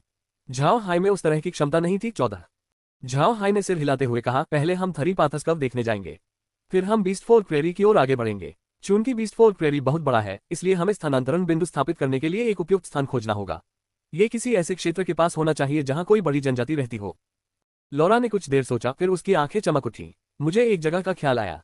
हालांकि वह जगह बीस्ट फोर्क प्रेरी के भीतर बहुत दूर और गहरी है, फिर भी वह बीस्ट फोर्क के दिलों में पवित्र भूमि है। लौरा के ऐसा कहने के बाद कमरे में मौजूद लोग समझ गए कि लौरा का क्या मतलब है। 15 हालांकि वे वहां नहीं जा सकते थे, लेकिन उन सभी ने इसके बारे में सुना था। बीस्ट फोर्क प्रेरी के भीतर एकमात्र शहर beast God city 16 beast God city beast fork के बीच प्रसिद्ध थी। बीस्ट फोर्क प्रेरीज में केवल विशाल और अंतहीन घास के मैदान थे। वहां न तो पहाड़ थे, न ही उत्पादन के लिए पत्थर। ऐसे में शहर का निर्माण करना बहुत मुश्किल था। लेकिन बीस्ट गॉड सिटी की स्थापना वास्तव में एक चमत्कार थी। बीस्टमैन द्वारा रचित एक चमत्कार। सभी लोग समझते थे कि बीस्ट गॉड सिटी का क्या महत्व है। ये हर जानवर के दिल में बसी पवित्र भूमि थी। ये शहर जानवरों की मूल भूमि पर बसा था और घास फूस और मिट्टी से बना था। लेकिन मिट्टी बनाने में इस्तेमाल किया गया पानी साधारण पानी नहीं था। ये मिट्टी उन विभिन्न जादुई जानवरों के खून से बनी थी जिन्हें उन्होंने मूल रूप से पाला था, इसलिए इसे वास्तव में जानवरों के खून से बनी मिट्टी कहा जा सकता है। बीस्ट फोर्क प्रेरी में लकड़ी की कमी के कारण बीस्ट गॉड सिटी में इस्तेमाल होने वाली लकड़ी की जगह जादुई जानवरों की हड्डियों का इस्तेमाल किया गया। इन्हीं कारणों से इस शहर का नाम बीस्ट गॉड सिटी पड़ा। बीस्ट गॉड सिटी के निर्माण के लिए प्रत्येक पशु जनजाति को दशकों तक मितव्ययी जीवन जीना पड़ा। उन्हें यह भी नहीं पता था कि शहर को पूरा करने के लिए कितने जादुई जानवरों की बलि दी गई थी। ये भूमि हर जीव के हृदय में पवित्र स्थान रखती थी। बीस्ट गॉड सिटी सुदूर उत्तर हिम उद्गम स्थल के निकट स्थित थी। इसका कारण ये था कि जीव जंतुओं ने सुदूर उत्तर हिम उद्गम स्थल में राक्षसों को परास्त कर दिया था, इसलिए उन्होंने उस विजय की स्मृति में बीस्ट गॉड सिटी का निर्माण किया था। इसके अलावा यहाँ कोई नगर सरदार या सैन्य सेना नहीं थी। फिर भी बीस्ट गॉड सिटी पूरे महाद्वीप का सबसे सुरक्षित शहर था। बीस्ट गॉड सिटी में जानवरों की आबादी लगभग 10 लाख थी। शहर के चारों ओर 1000 मील के दायरे में हिंसा और चोरी वर्जित थी। दोनों ही मामलों में मौके पर ही मृत्युदंड दिया जाता था। ये बीस्ट गॉड सिटी की परंपरा थी और इसकी स्थापना के समय से ही यह स्थापित थी। बीस्ट गॉड सिटी को कोई नष्ट नहीं कर सकता था क्योंकि वहां शक्तिशाली युद्ध जनजातियां रहती थीं। इसके अलावा वहां केवल एक ही जातीय समूह नहीं रहता था, बल्कि विभिन्न जातीय समूहों का सह अस्तित्व था। यह वह क्षेत्र था जहां सबसे हिंसक जीव सबसे ईमानदार बन जाते थे। कई वर्षों के विकास के बाद beast God city beast fork prairie का सबसे बड़ा वस्तु वितरण केंद्र बन गया। हर दिन बीस्ट गॉड सिटी में हर जाति और जनजाति के व्यापारियों का आना जाना लगा रहता था, जिससे शहर में चहल पहल बढ़ जाती थी। हालांकि बीस्ट गॉड सिटी में हिंसा की अनुमति नहीं थी, फिर भी यदि कोई व्यापारी किसी बीस्ट फोर्क को धोखा देने का साहस करता तो उसका निश्चित रूप से बुरा हाल होता। बीस्ट गॉड सिटी में कबीलों और जातीय समूहों के बीच हिंसा निषिद्ध थी, इसलिए यदि कोई टेरान अनुचित व्यवहार करने का साहस करता तो बीस्ट गॉड सिटी की कानून प्रवर्तन टीम कार्रवाई करती। इन बीस्ट फोर्क से खिलवाड़ करना आसान नहीं था। वे टेरान को मार डालते और उनकी परिस्थितियों की उन्हें कोई परवाह नहीं होती। यदि कोई बीस्ट फोर्क को धोखा देने का साहस करता तो चाहे वह किसी भी कबीले का हो, वे स्पष्टीकरण का कोई अवसर नहीं देते और सीधे मौत की सजा दे देते। लौरा जैसे व्यापारियों के लिए जो अवैध धन कमाना नहीं चाहते थे, बीस्ट गॉड सिटी सबसे अच्छा स्थान था। हालांकि वे वहां दुकान नहीं खोल सकते थे, लेकिन अपना व्यवसाय शुरू करने के लिए एक तंबू जरूर लगाया जा सकता था। पहले लौरा बीस्ट गॉड सिटी जाना चाहती थी, लेकिन दुर्भाग्यवश उस समय उसका व्यवसाय बहुत छोटा था, इसलिए वह वहां व्यापार करने के योग्य नहीं थी। अगर कोई बीस्ट गॉड सिटी में व्यापार करना चाहता और उसके पास मौजूद सामान कम पड़ जाता तो उसे बहुत शर्मिंदगी उठानी पड़ती। बीस्ट गॉड सिटी में लेन देन करने के लिए कम से कम 50 लाख किलोग्राम भोजन होना आवश्यक था। एक लौरा के पास उस समय इतनी बड़ी पूंजी नहीं थी कि वह इतनी मात्रा में सामान ला सके। लेकिन अब हालात अलग थे, क्योंकि उनके पास अंतरिक्ष था। अगर झाओ हाई कटाई हो रहे सारे बांस के चावल बचा लेता तो वे प्रतिदिन 1 करोड़ किलोग्राम बांस के चावल का भंडार कर सकते थे। यह कोई छोटी मात्रा नहीं थी। इतनी अधिक मात्रा में भोजन होने के कारण लौरा ने संकोच बीस्ट गॉड सिटी में व्यापार करने के लिए जा सकती थी। इन्हीं कारणों से बीस्ट गॉड सिटी पूरे महाद्वीप में प्रसिद्ध हो गया। चाहे वे मनुष्य हो या अन्य जातियां, सभी ने इसके बारे में सुना था। आखिरकार बीस्ट फोर्क महाद्वीप की एक विशाल और संख्या में अधिक रहने वाली जाति थी और इन बीस्ट फोर्क के दिलों में बीस्ट गॉड सिटी उनकी पवित्र भूमि थी। जब उसने लौरा को बीस्ट गॉड सिटी का वर्णन करते सुना तो क्वीन जॉन ने सिर हिलाकर कहा, मुझे भी लगता है कि बीस्ट गॉड सिटी सबसे उपयुक्त जगह है। अगर हम वहां व्यापार करें और बीस्ट फोर्क्स को धोखा न दे तो हमें वहां व्यापार करने की चिंता नहीं करनी पड़ेगी। इसके अलावा सुरक्षा की गारंटी है। बीस्ट गॉड सिटी के 1000 मील के दायरे में हिंसा और चोरी की अनुमति नहीं है। बीस्ट फॉक्स भी कोई विवाद खड़ा करने की हिम्मत नहीं करेंगे। हम टेरेंस की तो बात ही छोड़िए, अगर कोई वहां हमारे खिलाफ जाने की हिम्मत करता है तो वह सीधे मौत को दावत दे रहा है। तो ग्रीन ने भी सिर हिलाया। मैं सहमत हूं। मैंने सुना है कि बीस्ट गॉड सिटी में पूरे साल 9वें रैंक के 5 विशेषज्ञ मौजूद रहते हैं। हालांकि वे शहर का प्रबंधन नहीं करते, लेकिन बीस्ट गॉड सिटी में किसी भी गड़बड़ी की कोशिश करने वाले विशेषज्ञ को वे तुरंत मौत की सजा दे देते हैं। बीस्ट गॉड सिटी में मौजूद उन 5 जानवरों को 5 महान कानून प्रवर्तक कहा जाता है। सिर हिलाते हुए क्वीन जॉन ने कहा, वे 5 महान कानून प्रवर्तक प्रसिद्ध पशु प्रभुत्व विशेषज्ञ हैं। उनकी युद्ध क्षमता असाधारण है। इसके अलावा पशु देवनगरी के पास कई बड़ी युद्ध जनजातियां रहती हैं और उन जनजातियों के पास भी अपने 9वें दर्जे के विशेषज्ञ हैं। यदि पशु देवनगरी में कोई घटना घटती है तो वे 9वें दर्जे के विशेषज्ञ तुरंत पहुंचकर नगरी की सुरक्षा सुनिश्चित कर सकते हैं। मेरा अनुमान है कि पशु देवनगरी में 9वें दर्जे के विशेषज्ञों की संख्या कम से कम 10 होगी। झाओ हाई हैरान था। उसने सोचा भी नहीं था कि बीस्ट गॉड सिटी की रक्षा व्यवस्था इतनी उच्च स्तर की होगी। 10 9वें रैंक के विशेषज्ञ, ये लगभग फ्लावर सिटी 3 की रक्षा व्यवस्था के बराबर थी। ये बात लगभग सही थी। फिलहाल झाओ हाई का दर्जा चाहे जो भी हो, बीस्ट गॉड सिटी में उसका कोई महत्व नहीं था। बीस्ट फोक टेरेंस द्वारा दिए गए किसी भी दर्जे को स्वीकार नहीं करते थे। चाहे कोई टेरन हत्यारा हो या आगजनी करने वाला, बीस्ट फोक को इससे कोई फर्क नहीं पड़ता था, क्योंकि वे उसे सिर्फ एक टेरन के रूप में देखते थे। जब तक आप बीस्ट फोक प्रेरी में ईमानदार थे, वे आपको अपराधी नहीं मानते थे। झाओ हाई यही चाहता था। रेडियंस चर्च का पृथ्वी के क्षेत्रों में काफी प्रभाव था, इसलिए उसे इससे बचना ही था। झाओ हाई भोजन उपलब्ध करा सकता था जिसकी जानवरों को सबसे ज्यादा जरूरत थी, और जब तक वह जानवरों के साथ संबंध स्थापित कर लेता, रेडियंस चर्च उसके खिलाफ इतनी आसानी से कार्रवाई नहीं कर पाता। ये सोचकर झाओ हाई मुस्कुरा उठा। बिल्कुल सही, बीस्ट गॉड सिटी की सुरक्षा के चलते ही हम वहां व्यापार करने के लिए निश्चिंत हो सकते हैं। इससे हम कल से ही काम शुरू करके तुरंत निकल सकते हैं। सबसे पहले मैं ईगल वर्चुअस फैंसम को आदेश दूंगा कि वह घोस्टकिन को बीस्ट फोक प्रेरी में ले आए। फिर हम घोड़े की गाड़ी से बीस्ट गॉड सिटी के लिए रवाना होंगे। इस यात्रा से हमें बीस्ट फोक के जीवन को समझने, उनकी आदतों को जानने और आसपास के भूभाग का अवलोकन करने का अवसर मिलेगा। आप सभी का क्या विचार है? ग्रीन ने सिर हिलाया। मैं सहमत हूँ। आखिरकार हमारा सबसे बड़ा रहस्य यही स्पेस है और इसे जल्द से जल्द अपग्रेड करने की जरूरत है। यही हमारा सबसे अहम काम है। चूंकि बीस्ट फोक प्रेरी में न केवल जादुई जीव प्रचुर मात्रा में हैं, बल्कि कई तरह के पौधे भी हैं, इसलिए भले ही वे पौधे जादुई न हो, फिर भी वे स्पेस के अपग्रेड में योगदान दे सकते हैं। साथ ही स्पेशल रेंज का स्तर बहुत कम है। मुझे लगता है कि हमें इसका स्तर जल्द से जल्द बढ़ाना चाहिए। लॉरा और बाकी सबने एक साथ सिर हिलाया। अंतरिक्ष की रहस्यमयी क्षमता के बारे में उन्हें कुछ दिनों बाद थोड़ी बहुत समझ आ गई थी। यह अंतरिक्ष सचमुच बहुत रहस्यमयी था। अगर वे इसे जल्द से जल्द उन्नत कर सके तो उन्हें बहुत लाभ होगा। सिर हिलाते हुए लॉरा ने कहा, ठीक है, मुझे लगता है हमें ये करना चाहिए। मौजूदा स्थिति में भले ही इसमें हमें लंबा समय लगे, लेकिन इससे हमें बहुत लाभ भी मिलेगा। चलिए इसे करते हैं। झाओ हाई ने सिर हिलाया। हम अब भोजन तैयार करेंगे ताकि बाद में जब हम पशुजनों के साथ लेन देन करें तो हमें कमी न हो। इसके अलावा हमें ब्लैक वेस्ट के रूपांतरण की योजना को जल्द से जल्द पूरा करना होगा। हमें एक रथ भी तैयार करना चाहिए। जब हम पशुजनों के मैदान में पहुंचेंगे तो हम किसी भी जनजाति को भोजन बेचना शुरू कर सकते हैं जो इसे चाहती है। इससे हमारे उत्पाद निश्चित रूप से बहुत लोकप्रिय हो जाएंगे। लॉरा ने सिर हिलाकर कहा, भोजन से रास्ता साफ करना सबसे अच्छा तरीका है, लेकिन हमें पहले समस्याओं को दूर करना होगा और एक मजबूत नींव रखनी होगी ताकि बड़ी युद्ध जनजातियों का ध्यान हमारी ओर आकर्षित हो सके। इससे हमें बीस्ट गॉड सिटी में प्रवेश करने में बहुत मदद मिलेगी। ये जानना जरूरी है कि बीस्ट गॉड सिटी में जगह बनाना आसान नहीं है। क्वीन जॉन ने सिर हिलाया। पहले हमने बीस्ट गॉड सिटी में व्यापार करने की योजना बनाई थी। दुर्भाग्यवश हमारी तैयारी अभी भी अपर्याप्त थी और अंत में हमने ये योजना छोड़ दी। हालांकि हम बीस्ट गॉड सिटी की स्थिति के बारे में थोड़ा बहुत जानते हैं। हमें पता है कि शहर में 10 लाख जानवर रहते हैं। इसे एक महान शहर माना जा सकता है, लेकिन बहुत पहले से ही महाद्वीप के प्रमुख व्यापारी कुलों ने वहां अपना कारोबार स्थापित कर लिया है। व्यापारियों के लिए उपलब्ध स्थान पहले ही भर चुके हैं। अगर हम वहां जाकर कोई स्थान हथियाना चाहें तो मुझे डर है कि यह आसान नहीं होगा। अगर हम उन्हें ये दिखा सके कि हमारे पास बेचने के लिए पर्याप्त भोजन है तो वहां स्थान हथियाने की संभावना अधिक होगी। लॉरा ने सिर हिलाया। जानवरों के मैदान में जब तक जानवर हमें अच्छे लोग समझते रहेंगे, हम जानवरों के देवता नगरी में जगह बना सकते हैं। इससे हम वहां मजबूती से खड़े हो सकेंगे। क्वीन जॉन ने झाओ हाई की ओर देखते हुए कहा, इतनी जिज्ञासा की कोई जरूरत नहीं है। हालांकि उन्होंने बीस्ट गॉड सिटी का निर्माण किया था, लेकिन उस शहर को बनाने के लिए जादुई जानवरों के खून से मिट्टी बनाई गई थी, इसलिए वहां ज्यादा इमारतें नहीं बनी थी। शहर का अधिकांश भाग खुला मैदान है। वहां कोई दुकानें नहीं होंगी, बल्कि तंबू होंगे। अगर हम वहां कोई दुकान खोलना चाहते हैं तो आपको एक जगह पर कब्जा करना होगा, फिर ठीक रहेगा। झाओ हाई ने सिर हिलाया। उसने सोचा कि शहर में कोई ऊंची इमारतें नहीं होंगी। 10 लाख की आबादी वाला इतना बड़ा शहर ये कितने बड़े क्षेत्र में फैला होगा। इसके अलावा ये शहर जादुई जानवरों के खून से बनी मिट्टी से बनाया गया था। कितने जादुई जानवरों को मारना पड़ा होगा। सच कहें तो अगर जानवर लोग आधुनिक शहरी ढांचा बना पाते तो यह एक चमत्कार ही होता। इसके लिए कितनी ताकत की जरूरत होती। अगर शहर में ऊंची इमारतें होती तो जादुई जानवरों के खून से बनी मिट्टी की मात्रा तो आसमान छू जाती। उसे डर था कि जानवर लोग इतना खर्च नहीं उठा सकते।